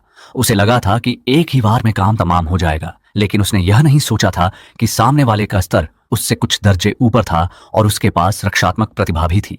इस हमले से न केवल सामने वाला मरा, बल्कि उसने खुद को एक निष्क्रिय स्थिति में डाल लिया था। छिपकली राक्षस के पास गजब की रिकवरी क्षमता थी। केवल एक छोटी सी सांस लेने के बाद उसकी शारीरिक ताकत आधी वापस आ गई थी। शिया वानरू ने भी हार नहीं मानी और अपनी अलौकिक शक्ति बादलों को पलटना और बारिश लाना को फिर से सक्रिय किया। उसके पैरों के नीचे सफेद बादलों का एक झुंड पैदा हुआ, जिसने उसे सीधे ऊपर उठा दिया और वह बेहद तेज गति से छिपकली राक्षस की तरफ झपटी। इस बार का हमला पिछले हमले की तुलना में काफी कमजोर था। छिपकली राक्षस ने ठंडी सांस ली और अपने दोनों पैरों से बेहद तेज गति से छलांग लगाई। केवल एक पल में वह शिया वानरू के सामने आ गया। शिया वानरू ने देखा कि नुकीले पंजे उसे पकड़ने ही वाले हैं, इसलिए उसे अपनी तलवार को आड़ा रखकर बचाव करना पड़ा। शिया वानरू को जोर से पीछे धकेल दिया गया। उसके पैर जमीन पर काफी दूर तक घिसटते चले गए और वह बमुश्किल रुक सकी। यह देखकर कि शिया वानरू छिपकली राक्षस को रोकने में असमर्थ है, वह उत्साह से चिल्लाते हुए शिया वानरू की तरफ बढ़ा। मेरी भारी आवाज गूंजी और उसी समय कायतियान कुल्हाड़ी बाहर निकली, जो सीधे छिपकली राक्षस के आगे बढ़ने के रास्ते पर जा लगी। असल में मैं लगातार लड़ाई देख रहा था और शिया वानरू को व्यावहारिक युद्ध का एक मौका देना चाहता था, लेकिन अब जब शिया वानरू कमजोर पड़ रही थी तो मुझे कदम उठाना ही पड़ा। छिपकली राक्षस गुस्से में दहाड़ा। उसने देखा कि मेरे शरीर से कोई बहुत मजबूत ऊर्जा तरंगे नहीं निकल रही थीं, इसलिए उसने मुझे सीधे एक साधारण जागृत व्यक्ति समझ लिया। मैंने धीरे से उत्तर दिया और फिर रहस्यमयी पीले काले रंग की आभा की लहरें उठीं, जिसने मेरे शरीर को चारों ओर से घेर लिया और मेरी आभा भी लगातार ऊपर चढ़ने लगी। छिपकली राक्षस ने महसूस किया कि मेरी आभा उसके बराबर थी, जिससे उसका दिल दहल गया। मैंने कायतियान कुल्हाड़ी थामी और बेहद तेज गति से छिपकली राक्षस के करीब पहुंच गया। बिना कुछ कहे एक ही कुल्हाड़ी से सीधे उसके सिर पर वार किया। एक शक्तिशाली ऊर्जा तरंग ने छिपकली राक्षस पर ऐसा दबाव डाला कि वह हिल भी नहीं सका। छिपकली राक्षस के दहाड़ने के साथ ही उसने फिर से अपनी रक्षात्मक प्रतिभा रेड रॉक लिजार्ड आर्मर को सक्रिय किया, लेकिन दुर्भाग्य से मेरी कुल्हाड़ी एस ग्रेड की थी और मेरा स्तर भी दूसरी श्रेणी के शिखर पर था। इस कुल्हाड़ी की ताकत शिया वानरू के बिजली वाले वार से कहीं अधिक शक्तिशाली थी। कुल्हाड़ी तेजी से नीचे आई। हर एक इंच नीचे गिरने पर छिपकली राक्षस को मौत का भारी खतरा महसूस हो रहा था। जब तक कायतियान कुल्हाड़ी ने वास्तव में उसके शरीर को छुआ, उसे तुरंत महसूस हुआ कि उसके शरीर की हर एक कोशिका इस कायतियान कुल्हाड़ी की शक्ति से कुचलकर टूटने वाली है। भले ही उसके शरीर के शल्क सुनहरी रोशनी से चमक रहे थे, लेकिन वे केवल थोड़ी देर के लिए ही टिक सके। धारदार कायतियान कुल्हाड़ी ने पल भर में छिपकली राक्षस के शरीर को चीर दिया। छिपकली राक्षस दर्द से चिल्लाया और तुरंत ही मेरे द्वारा दो हिस्सों में बांट दिया गया। इसके तुरंत बाद छिपकली राक्षस की लाश से एक बैंगनी रंग का प्रकाशपुंज बाहर निकला। इस तरह के प्रकाशपुंज को मैं जानता था। यह मिमिक कॉम्बैट स्पिरिट को अपग्रेड करने वाली मूल्यवान चीज थी। मैंने सामने मौजूद बैंगनी प्रकाशपुंज की तरफ धीरे से उंगली उठाई। मेरे शरीर से एक रहस्यमयी आभा निकलकर बाहर गई। होंगमेंग किंगझुओ क्यूई ने बैंगनी प्रकाशपुंज को देखने के बाद उत्साह से उसकी ओर दौड़ लगाई और एक सरसराहट के साथ बैंगनी प्रकाशपुंज को लपेट लिया। कुछ ही देर में वह प्रकाशपुंज पूरी तरह गायब हो गया और होंगमेंग किंगझुओ क्यूई द्वारा पूरी तरह निगल लिया गया। निगलने की प्रक्रिया पूरी होने के बाद होंगमेंग किंगझुओ क्यूई की आभा और अधिक मजबूत हो गई और उस ऊर्जा का कुछ हिस्सा उसके शरीर से मुझे वापस मिला। और इससे भी अजीब बात यह थी कि मुझे महसूस हुआ कि मेरे शरीर में एक और चीज जुड़ गई है। मैंने अपनी हथेली को भींचा और मन में विचार किया। अचानक मेरे शरीर पर शल्कों की एक छोटी परत उग आई और उस पर हल्की पीली रोशनी चमक रही थी। यह छिपकली राक्षस की रक्षात्मक प्रतिभा थी। मैं मन ही मन हैरान रह गया। यह होंगमेंग किंगझुओ क्यूई न केवल ऊर्जा वापस दे सकती थी, बल्कि सामने वाले की प्रतिभा भी मुझे ट्रांसफर कर सकती थी। नई प्रतिभा प्राप्त करने के बाद मैं मन ही मन बेहद खुश हुआ। हर व्यक्ति आमतौर पर केवल जागृति के समय की ही प्रतिभा रख सकता है, लेकिन मेरी मिमिक बैक कॉम्बैट स्पिरिट उसके लिए नई प्रतिभाएं हासिल कर सकती थी। तो क्या इसका मतलब यह नहीं था कि भविष्य में लड़ाई के दौरान मेरे पास एक और हथियार आ गया था? इन छात्रों को जैसे ही मौका मिला उन्होंने मेरी तारीफ करना शुरू कर दिया। अब वे स्थिति को अच्छी तरह समझ चुके थे कि हर तरफ इंसानों को खाने वाले राक्षस थे और साथ ही थोड़ी सी भी लापरवाही होने पर उन्हें अन्य जागृत लोगों द्वारा सीधे कुचला जा सकता था। उनके जीवित रहने की एकमात्र उम्मीद मैं ही था। वास्तव में प्रलय के समय इंसान अगर कुछ राक्षसों के शरीर का हिस्सा खा लें तो उन्हें कुछ फायदे मिल सकते हैं और उनका शरीर आम लोगों से थोड़ा मजबूत हो सकता है। लेकिन मुझे इन राक्षसों से घृणा थी और मेरा इसे इस्तेमाल करने का कोई इरादा नहीं था। लिन शू सबसे आगे रहा। उसने न जाने कहां से एक छोटा चाकू निकाला और उत्साह से छिपकली राक्षस के सामने दौड़ पड़ा और छिपकली राक्षस के शरीर के टुकड़े करने लगा। यहां तक कि उस भयानक छिपकली राक्षस के सामने भी उसने कोई खास डर नहीं दिखाया। कुछ ही मिनटों में उसने छिपकली राक्षस का पूरा विच्छेदन कर दिया और अलग अलग मांस को श्रेणियों में बांट दिया। इस समय धीरे धीरे शाम होने लगी थी और चारों ओर की रोशनी कम होने लगी थी। मैंने ऐसे ही एक होटल ढूंढा और उसके अंदर मौजूद कुछ सामान्य राक्षसों को साफ करके रहने लायक बना लिया। मैं दूसरी मंजिल पर रहा। बाकी छात्र अपनी व्यक्तिगत सुरक्षा के लिए दूसरी मंजिल के गलियारे के बाहर फर्श पर लेटना पसंद कर रहे थे, लेकिन किसी और मंजिल पर जाने को तैयार नहीं थे। जैसे ही मैं कमरे के अंदर गया, मुझे खिड़की के बाहर से हथियारों की आवाज सुनाई दी। खिड़की का पर्दा हटाकर दूर देखने पर एक सशस्त्र टीम मशीन गन से लगातार उन राक्षसों पर गोलियां बरसा रही थी जो उनकी तरफ बढ़ रहे थे। सशस्त्र टीम गोलीबारी करते हुए पीछे हट रही थी और इसी होटल की तरफ आ रही थी। ये लोग गोलीबारी के बीच चिल्ला रहे थे और साथ ही उस होटल की तरफ पीछे हट रहे थे जहां मैं था। मैंने कमरे के अंदर से इन लोगों को देखकर अपनी भौहें सिकोड़ी। ये लोग इन विकृत राक्षसों को मेरी दिशा में खींच कर ला रहे थे, जिससे मेरे लिए काफी परेशानी खड़ी हो सकती थी। सामने वाली टीम के नेता, जो कि एक बड़े कद काठी का आदमी था, उसने 2 हैंड ग्रेनेड निकाले, अपने मुंह से उसकी पिन को खींचा और एक झटके से हथगोले को राक्षसों के झुंड में फेंक दिया। हथगोले से एक बड़ा धमाका हुआ और इसी धमाके की आवाज के कारण जो राक्षस पागलों की तरह हमला कर रहे थे वे एक पल के लिए ठिठक गए। इस छोटे से समय का फायदा उठाकर इस 8 लोगों की टीम ने होटल का दरवाजा धक्का देकर खोला और अंदर घुस आए। कुछ लोगों ने होटल की 2 खिड़कियों पर मशीन गन टिका दी और राक्षसों के झुंड पर लगातार गोलियां बरसाना जारी रखा। कई छात्र उत्सुकता के कारण दूसरी मंजिल से अपना सिर निकालकर देखने लगे। बंदूक वाली टीम के एक स्कारफेस ने तुरंत मेरे छात्रों को देख लिया। कुछ छात्र तेजी से पीछे सिकुड़ गए, लेकिन वे पहले ही देखे जा चुके थे। ओल्ड 8, दूसरी मंजिल पर जाकर देखो। घेराबंदी करने वाले नेता ने पास खड़े एक नाटे मोटे आदमी की पीठ थपथपाई, जबकि वह खुद राक्षसों को रोकना जारी रख रहा था। उस ओल्ड 8 नाम के नाटे मोटे आदमी ने निर्देश पाते ही अपने हाथ में सब मशीन गन उठाई और दूसरी मंजिल की तरफ दौड़ा। जैसे ही वह दूसरी मंजिल पर पहुंचा, उसने तुरंत मेरे कमरे के दरवाजे के पास इकट्ठा हुए छात्रों को देख लिया। वहां कुछ सुंदर छात्राओं को देखकर उसके मन में तुरंत हवस जाग उठी। अभी भी इतने सारे छात्र बचे हैं, यह तो हम भाइयों के खेलने के लिए काफी अच्छे हैं। उस नाटे मोटे आदमी ने अपने होंठ चाटे और बंदूक तानकर उन छात्रों पर निशाना साधा। इन छात्रों ने असली बंदूक कहां देखी थी, वे सभी डरकर मेरे कमरे के दरवाजे की तरफ पीछे हटने लगे। नाटे मोटे आदमी ने उत्सुकता से मेरे कमरे के दरवाजे को देखा। ये सभी छात्र इसी कमरे को घेरे हुए थे। उसने अनुमान लगाया कि इसके अंदर शायद और भी अधिक स्वादिष्ट किरदार हो सकता है। नाटे मोटे आदमी ने बंदूक दिखाकर कुछ छात्रों को भगा दिया। उसने अपने पैर से दरवाजे पर कई जोरदार लातें मारी। कोई जवाब न मिलने पर उसने बंदूक से दरवाजे के हैंडल पर 2 गोलियां चलाईं और फिर एक जोरदार धक्का देकर कमरे के दरवाजे को जबरन खोल दिया। दरवाजा खुलते ही उसने देखा कि मैं शिया वानरू को अपनी बाहों में लिए उसके सामने खड़ा था। शिया वानरू गोरी और बेहद खूबसूरत थी। नाटा मोटा आदमी तुरंत शिया वानरू की तरफ पूरी तरह आकर्षित हो गया। उसने बड़े उत्साह से अपनी बंदूक मेरी तरफ तान दी। उसकी नजरों में मैं भी बस एक निहत्था छात्र था, जिसे थोड़ा सा डराने पर शायद पैंट गीली हो जाती। मुझे अपनी जिंदगी में सबसे ज्यादा नफरत इस बात से है कि कोई मेरी तरफ बंदूक ताने। मैंने गुस्से से उस नाटे मोटे आदमी को देखा। पिछली जिंदगी में मुझ पर बंदूक तानकर मुझसे जबरन कई काम करवाए गए थे। उसके इस तरीके ने मुझे बेहद असहज कर दिया था। तुम पर बंदूक तानी तो क्या हुआ? मैंने तुमसे उस लड़की को छोड़ने के लिए कहा है। क्या तुम बहरे हो? अब से यह मेरी है, नाटे मोटे आदमी ने उपहास उड़ाते हुए कहा। उसे लगा कि बंदूक होने से वही राजा है। मैंने शिया वानरू के कान में धीरे से एक बात कही और फिर अपना हाथ हटा लिया, जिससे पहले मैंने शिया वानरू को थामा हुआ था। मुझे शिया वानरू को छोड़ते हुए देखकर नाटा मोटा आदमी बेहद उत्साहित हुआ। शिया वानरू का चेहरा बर्फ की तरह ठंडा था।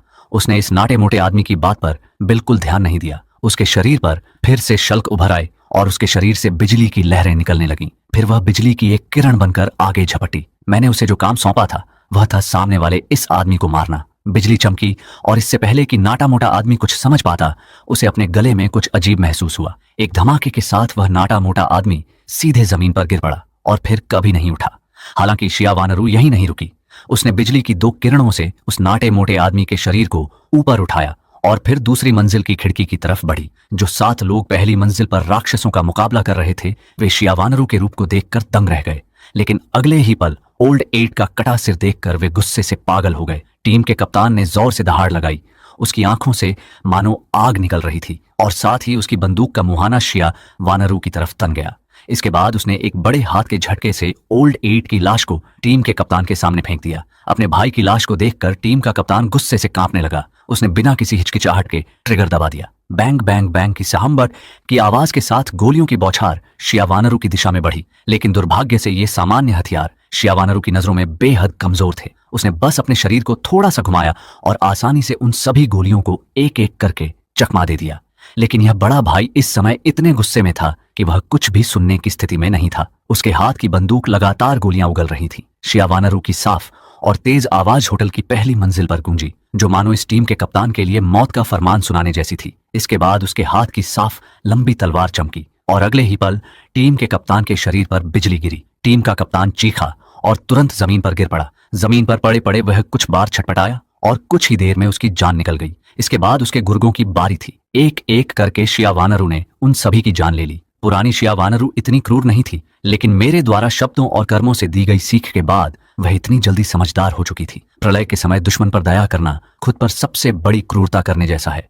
जब वह आखिरी बचे हुए गुर्गे को मार रही थी, अचानक उसके शरीर से एक सुनहरी रोशनी निकली और फिर हवा में एक एक करके कवच के टुकड़े प्रकट हुए और उसके शरीर पर जुड़ गए। कवच के जुड़ने के बाद गांव मिंग के चेहरे पर खुशी की लहर दौड़ गई। शिया वानरू का चेहरा गंभीर हो गया और वह गांव मिंग को ध्यान से देखने लगी। अब गांव मिंग पूरी तरह से सुनहरे कवच से ढका हुआ था। उसकी आभा पहले की तुलना में 10 गुना से भी अधिक मजबूत हो चुकी थी। गांव मिंग के चेहरे पर एक क्रूर मुस्कान आई। तभी सीढ़ियों के रास्ते से मेरी आवाज नीचे आई और फिर मैं कदम दर कदम नीचे जाने लगा। यह दबाव शिया वानरू से कहीं अधिक बड़ा था, यहाँ तक कि मेरे हर एक कदम करीब आने पर गांव मिंग को ऐसा महसूस हो रहा था कि उसका कवच कांप रहा है। यह पूरी तरह से रक्त श्रृंखला का दबाव था। यह मेरे शरीर की विशेष शारीरिक बनावट के कारण था। गांव मिंग ने अपने शरीर को हिलाया और खुद को संभाला। उसने हाथ आगे बढ़ाया और उसके सामने तुरंत एक प्रकाश तलवार प्रकट हो गई। यही उनके जागृत कवच की विशेषता थी। वे किसी मिमिक हथियार का उपयोग नहीं करते थे, बल्कि सीधे हवा से प्रकाश तलवार बुला सकते थे। मैंने अपने सामने खड़े इस नए जागृत व्यक्ति को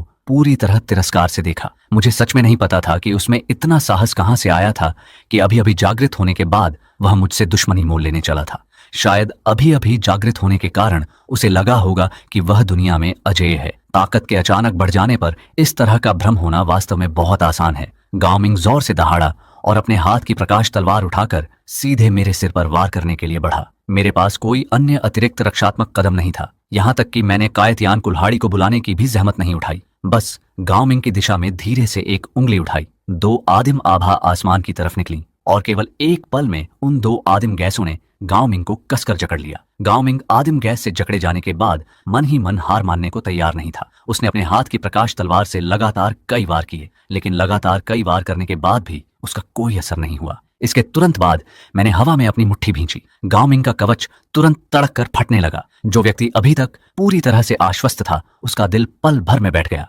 उसे समझ आ गया कि वह सामने वाले आदमी का बिल्कुल भी मुकाबला नहीं कर सकता, यहाँ तक कि उसके पास पलटवार करने की भी क्षमता नहीं थी। इससे पहले कि वह आगे कुछ सोच पाता, उसकी कमर के पास की आभा और अधिक मजबूत हो गई, जिसने उसे और अधिक कसकर जकड़ लिया। गांव मिंग के मुंह से एक चीख निकली और कुछ ही देर में उसका शरीर पूरी तरह से टूटकर बिखर गया और फिर वह जमीन पर गिरकर लगातार छटपटाने लगा। गांव मिंग की सांसें पूरी तरह थम जाने के बाद ही मैंने उसे छोड़ा।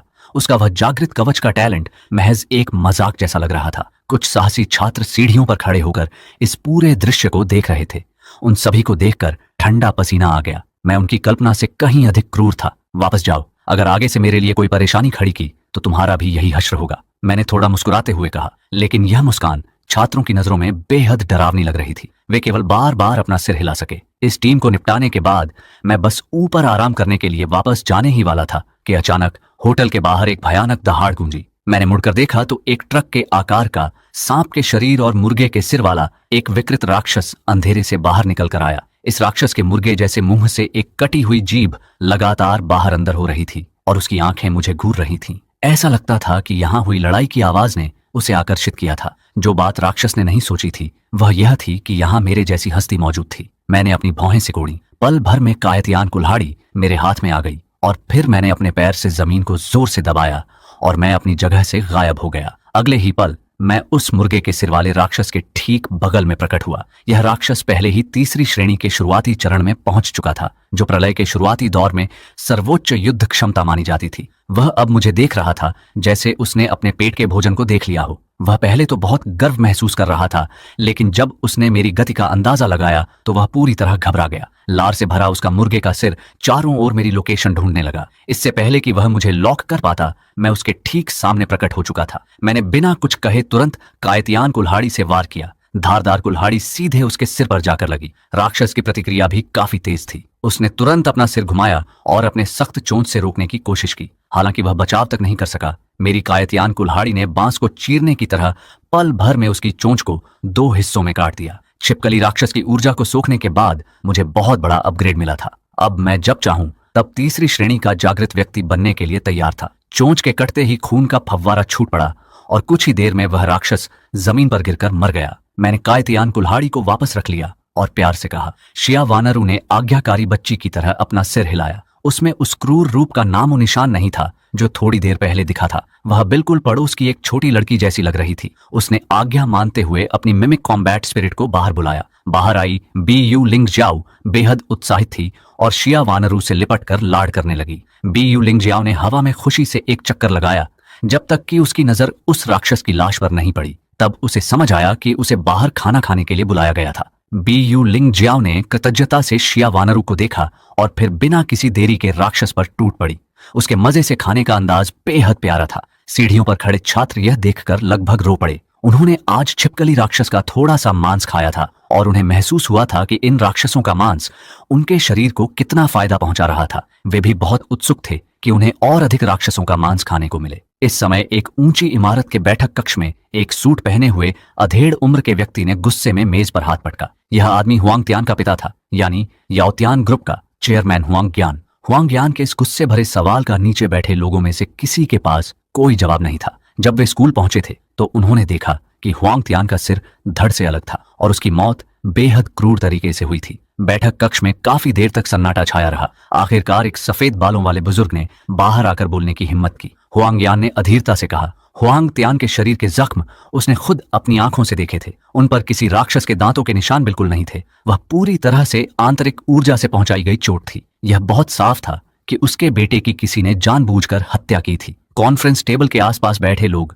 हुआंग त्यान की मौत के बारे में चर्चा कर रहे थे। यह जानकर कि यह किसी जागृत व्यक्ति का काम है, वे सभी काफी डर गए थे। इन 2 दिनों में उन्होंने विकृत राक्षसों की भयानकता को अच्छी तरह देख लिया था, तो फिर जागृत लोगों की बात ही क्या करनी। हुआंग ज्ञान ने अपनी मुट्ठियां भींच लीं और अपने दांत पीसने लगा। वह इस समय चेंजी से बेहद नफरत कर रहा था। तभी एक लंबी टोपी पहने हुए आदमी ने खड़े होकर कहा। प्रलय के भड़कने के बाद उसके परिवार में कई जागृत लोग सामने आए थे। हुआंग यान ने भी अपने सामने खड़े इस बड़े अधिकारी की मंशा को समझ लिया था। वे सभी व्यापारी थे। बिना किसी फायदे के कोई भी कदम नहीं उठाएगा। बिना मुनाफे का सौदा न करना उनका पुराना सिद्धांत था। उस आदमी ने हुआंग यान की तरफ अपनी 5 उंगलियां फैलाकर कहा, अगर पुराना समय होता तो कोई भी हुआंग यान से इस तरह बात करने की हिम्मत नहीं करता, लेकिन अब समय बदल चुका था। उसके परिवार में जागृत लोग आ चुके थे और उसके पास इस बातचीत का पूरा अधिकार था। अगर हुआंग यान के पास भी कुछ अपनी ताकतें न होती तो वह कब का अपने परिवार के जागृत लोगों को बुलाकर याओतियान ग्रुप को जबरन अपने नाम कर चुका होता। ली फेंक, तो तुम्हारी नजर हमेशा से मेरी संपत्ति पर थी। मैं तो तुम पर बहुत भरोसा करता था। हुआंग यान ने एक गहरी सांस लेते हुए कहा और फिर आगे बोला, लेकिन जब तक तुम चेंजी को मेरे पास लेकर आओगे, याओतियान ग्रुप की 50% संपत्ति तुम्हारी हो जाएगी। अपने बेटे हुआंग त्यान का बदला लेने के लिए हुआंग यान सब कुछ दांव पर लगाने को तैयार था। हुआंग मालिक वास्तव में बहुत दरियादिल है। मेरा इंतजार करो, 2 दिन बाद चेंजी का सिर स्वाभाविक रूप से आपके सामने होगा। ली फेंक नाम का यह आदमी जोर से हंसा और बैठक कक्ष से बाहर निकल गया। बाहर आते ही उसने एक फोन मिलाया। हेलो ओल्ड 8, तुम्हें मेरे लिए एक आदमी को मारना होगा। बेहतर होगा कि तुम ओल्ड 6 और बाकी लोगों को भी साथ ले लो। फोन की दूसरी तरफ पूरे शरीर पर घने बालों और नुकीले दांतों वाला एक जंगली सुअर जैसा राक्षस अपने शिकार का पीछा कर रहा था। उसने फिर अपना सिर हिलाया। चिंता मत करो, कल ही उसका सिर तुम्हारे पास पहुंचा दूंगा। प्रलय में किसी इंसान को निपटाना बेहद आसान काम है। होटल के अंदर शिया वानरू ने मेरी बात मानते हुए मिमिक कॉम्बैट स्प्रिट द्वारा उस राक्षस को सोखने दिया, जिसके बाद उसे भी एक बहुत बड़ा अपग्रेड मिला और वह सफलतापूर्वक दूसरी श्रेणी के शिखर पर पहुंच गई। बस दुर्भाग्य यह था कि इस राक्षस से कोई क्रिस्टल पैदा नहीं हुआ, नहीं तो आज रात हम दोनों में से कम एक व्यक्ति तीसरी श्रेणी में पहुंच जाता। दूसरी मंजिल पर वापस आकर मैंने अपना कमरा बदला, एक गर्म पानी से स्नान किया और अपने शरीर की सारी गंदगी साफ की। शिया वानरू ने कहा कि उसे डर लग रहा है और वह जबरदस्ती मेरे साथ सोने आ गई। जब मैं नहाकर बाहर आया तो मैंने देखा कि शिया वानरू पहले से ही मेरे बिस्तर पर लेटी हुई थी। शिया वानरू ने रेशम की एक नाइट ड्रेस पहनी हुई थी जो बेहद पतली और हल्की थी। बिस्तर पर करवट लेकर लेटने से उसके लंबे और गोरे पैर साफ दिखाई दे रहे थे। मैं भी आखिर एक गर्म खून वाला युवा लड़का था। इस दृश्य को देखकर मेरे शरीर का खून खौलने लगा। तुम ऐसे ही सो रही हो, कंबल भी नहीं ओढ़ा? मैंने सीधे लेटी हुई शिया वानरू को देखकर कहा। तो श्याओ जी, शिया वानरू की सांसें महक रही थी। उसने अपना हाथ बढ़ाकर कंबल को थोड़ा खींचा। मैंने शिया वानरू के खूबसूरत शरीर को देखा और आगे बढ़कर उसे अपनी बाहों में कसकर जकड़ लिया। कंबल हटाया गया और फिर कई ऐसी चीजें हुई जिनका वर्णन शब्दों में नहीं किया जा सकता। समय बीतकर अगली सुबह आया। वह पुरानी शांत सुबह अचानक टैंकों के चलने की तेज आवाजों से गूंज उठी। एक धमाके के साथ एक तोप का गोला होटल के मुख्य दरवाजे पर आकर लगा, जिससे पूरा होटल हिलने लगा। गलियारे के बाहर सो रहे छात्र अचानक जाग गए और घबराकर मेरे कमरे के दरवाजे के बाहर दुबक गए। कल रात अंदर का युद्ध बेहद भीषण था। मैं और शिया वानरू पूरी रात ठीक से सो नहीं पाए थे। अब जब बाहर असामान्य स्थिति पैदा हो गई थी तो उनकी भी मुझे आसानी से जगाने की हिम्मत नहीं हो रही थी, लेकिन मैं पहले से ही बाहर की स्थिति को भांप चुका था। मैं बस खिड़की का पर्दा हटाकर देखने ही वाला था कि बाहर टैंकों की एक पूरी फौज खड़ी थी जो साफ तौर पर मेरे लिए ही आई थी।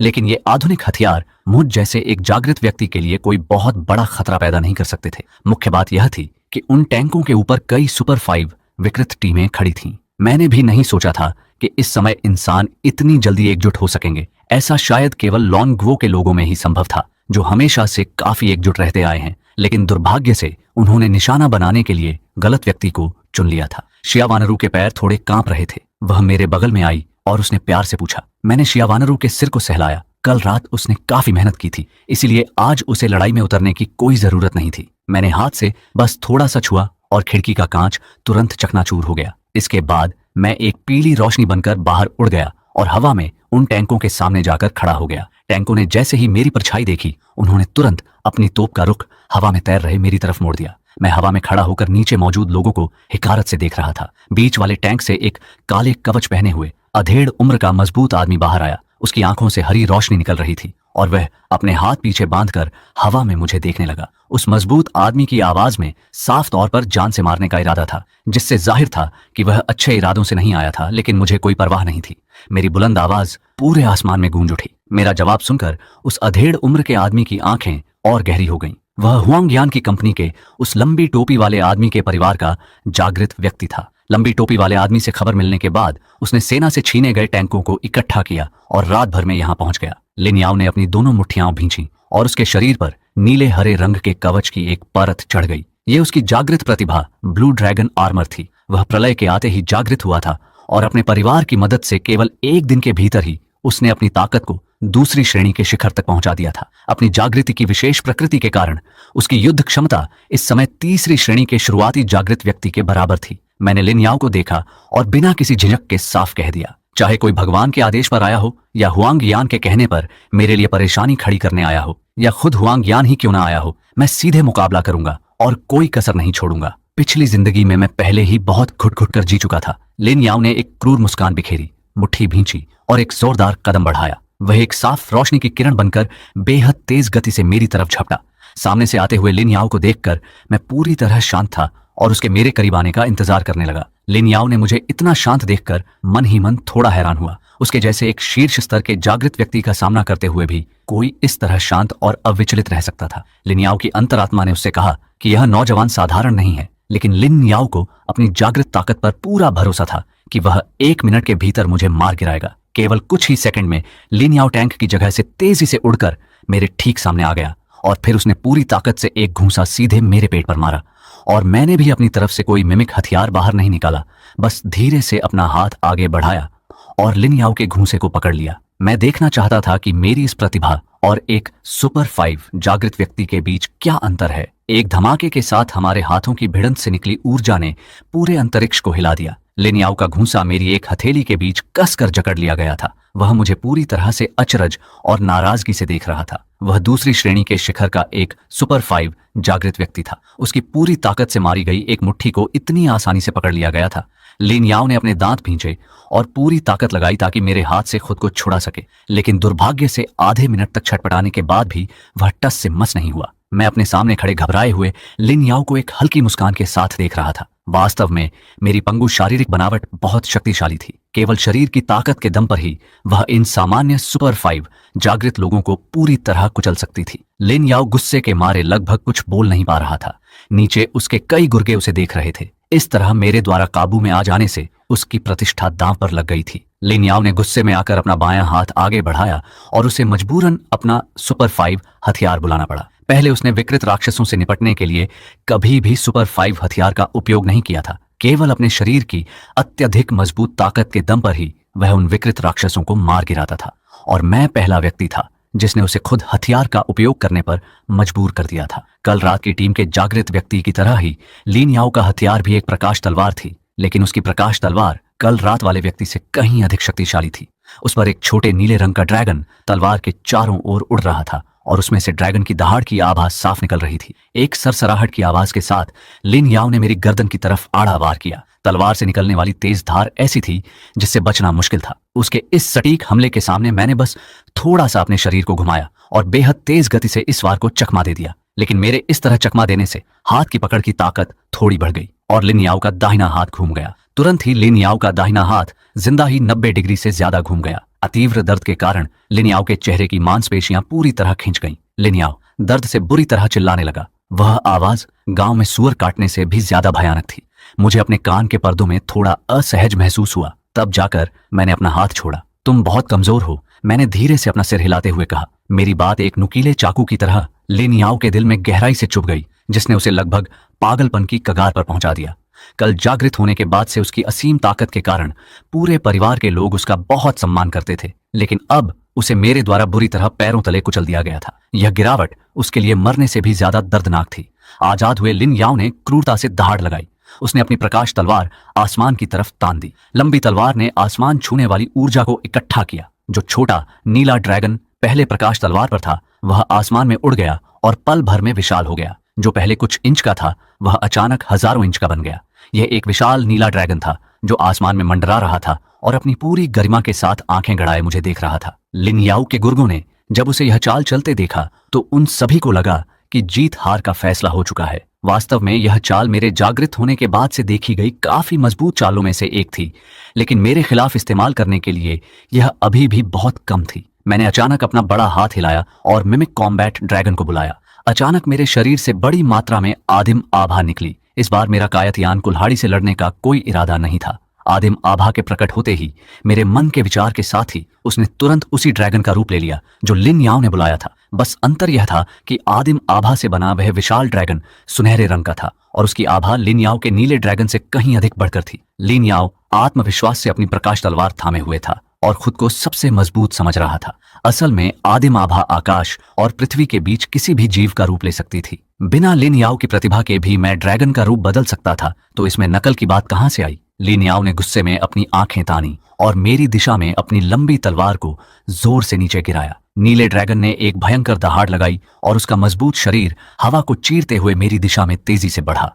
उसके मुड़ने से चारों ओर की हवा में हलचल मच गई, यहां तक कि आसमान में बिजलियां चमकने लगीं और मैंने बस धीरे से एक उंगली उठाई। मेरे शरीर का सुनहरा ड्रैगन भी उसी तरह हरकत में आ गया। सुनहरा ड्रैगन चमकदार सुनहरी रोशनी बिखेरते हुए बिना किसी डर के सीधे सामने वाले नीले ड्रैगन से टकराने बढ़ा।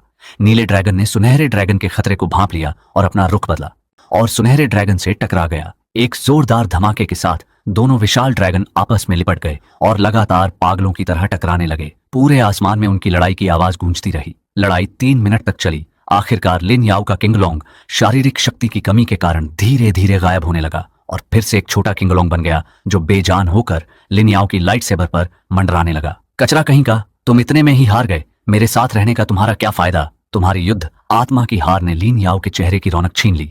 उसने तुरंत उसे गाली देना शुरू कर दिया। वास्तव में किंगलोंग की हार होना सामान्य था। मेरी प्रतिभा होंगमेंग किंगजुओ गैस स्वर्ग और पृथ्वी की एक वस्तु है जो लगातार लड़ाई के लिए स्वर्ग और पृथ्वी की ऊर्जा को सोख सकती है। इस तरह की लंबी लड़ाई में यह अपने क्षेत्र में अजेय है। अब तुम्हें क्या लगता है कि असली नकली माल कौन सा है? मैंने बड़ी दिलचस्पी के साथ अपने सामने खड़े लिनियाओ को देखा। इस समय लिनियाओ का चेहरा ऐसा लग रहा था मानो उसने मक्खी खा ली हो, बेहद असहज। तुम कमीनों, तुम लोग किसका इंतजार कर रहे हो? जल्दी से इसे बम से उड़ा दो। लिनियाओ ने गुस्से में पीछे खड़ी टैंकों की टीम की तरफ देखा। हारने के बाद वह गुस्से से तिलमिला गया और अपना सारा गुस्सा टैंक टीम पर निकाल दिया। तब जाकर उन गुर्गों ने घबराकर तोपों के मुंह मेरी तरफ किए। एक जोरदार धमाके के साथ पीले रंग की रोशनी चमकाते हुए तोप के गोले मेरी तरफ दागे गए। इन खिलौनों को मुझसे मुकाबला करने के लिए लाने में तुम्हें शर्म नहीं आती? मैं थोड़ा मुस्कुराया, बस एक हाथ लहराया और किंगलोंग ने तेजी से घूमते हुए सभी तोप के गोलों को निगल लिया। स्क्रैप का यह लोहा मुझे थोड़ा भी नुकसान नहीं पहुंचा सकता। मेरे जैसे जागृत व्यक्ति के खिलाफ सामान्य पारंपरिक हथियार बिल्कुल बेअसर होते हैं। तोपों के गोलों की पहली लहर को साफ करने के बाद मैंने तुरंत अपने इमिटेशन वेपन को बदला। हाथ में कैतियान कुल्हाड़ी थामे मेरा शरीर हिला और अगले ही पल मैं टैंक टीम के सबसे आखिरी छोर पर पहुंच गया। मैंने कैतियान कुल्हाड़ी को पूरी ताकत से हवा में फेंक दिया। कैतियान कुल्हाड़ी हवा में तेज गति से घूमने लगी और उसने एक के बाद एक टैंक को चीर डाला। ये टैंक पटाखों की तरह जमीन पर एक एक करके फटने लगे। कमीने, यह मेरे लिन परिवार का बख्तरबंद काफिला है। टैंकों को एक के बाद एक फटते देख लिनियाओ का दिल दहल गया। उसने अपनी लाइट सेबर उठाई और फिर से मुझसे लड़ने की कसम खाते हुए मेरी तरफ बढ़ा। हालांकि अपनी युद्ध आत्मा के क्षतिग्रस्त होने के बाद उसकी युद्ध क्षमता काफी कम हो गई थी। वह पहले भी मेरा मुकाबला नहीं कर सकता था और अब तो बिल्कुल भी नहीं। उसने तलवार से वार किया, लेकिन तलवार का ब्लेड मुझे छूने से पहले ही मैंने अपनी 2 उंगलियों से उसे आसानी से दूर झटक दिया। इसके बाद मैंने अपना हाथ बढ़ाया और लिनियाओ का सिर पकड़ लिया। तुरंत ही लिनियाओ को अपने सिर के ऊपर एक भयंकर शक्ति का एहसास हुआ। उसे लगा कि अगले ही पल वह मर जाएगा। जान बख्श दो, जान बख्श दो। इस समय लिनियाओ ने अपनी सारी इज्जत और शर्म छोड़ दी और तुरंत घुटनों के बल बैठकर मुझसे भीख मांगने लगा।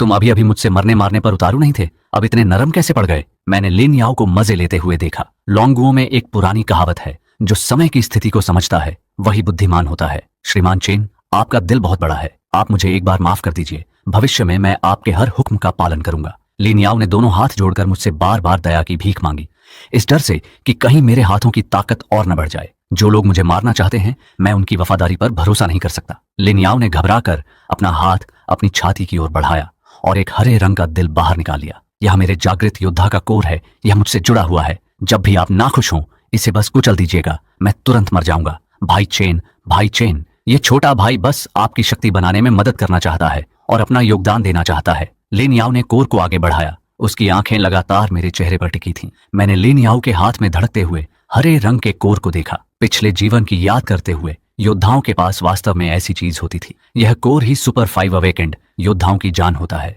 थोड़ा सोचने के बाद मैंने कोर को स्वीकार कर लिया। ठीक है, तुम्हें एक मौका देता हूं, लेकिन अगर तुमने कुछ भी ऐसा किया जिससे मुझे थोड़ी सी भी परेशानी हुई तो अपनी जान से हाथ धो बैठोगे।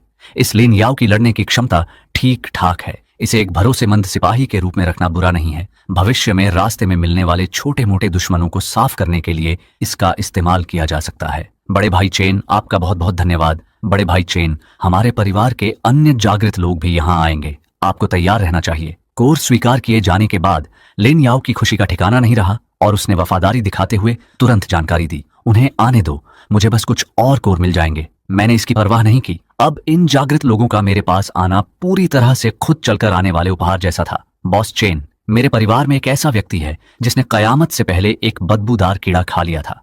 उसकी जागी हुई प्रतिभा बहुत अजीब है। वह भारी मात्रा में ऐसी गैस छोड़ सकता है जिससे लोगों को मतिभ्रम होने लगता है। और एक दूसरा व्यक्ति है जिसने एक मेंढक खा लिया था। जागृत होने के बाद उसकी प्रतिभा बहुत तेज आवाज पैदा कर सकती है जिसे हल्के में नहीं लिया जा सकता। लिनियाओ ने मेरे पीछे चलते हुए आने वाले दोनों जागृत लोगों की प्रतिभाओं की एक एक करके जानकारी दी। यह सुनने के बाद मुझे थोड़ा आश्चर्य हुआ कि आने वाले दोनों लोग कुछ खाने के बाद जागृत हुए थे। वे सुपर 5 अवेकेंड नहीं थे। हालांकि इस तरह के जागृत लोगों से निपटना थोड़ा मुश्किल होता है। भले ही उनकी हमला करने और बचाव करने की क्षमता सुपर 5 अवेकेंड जितनी मजबूत ना हो, लेकिन उनकी प्रतिभाएं काफी सिरदर्द पैदा करने वाली होती हैं। कुछ चालाकी भरी प्रतिभाओं के कारण थोड़ी सी भी लापरवाही होने पर इंसान आसानी से उनके जाल में फंस सकता है।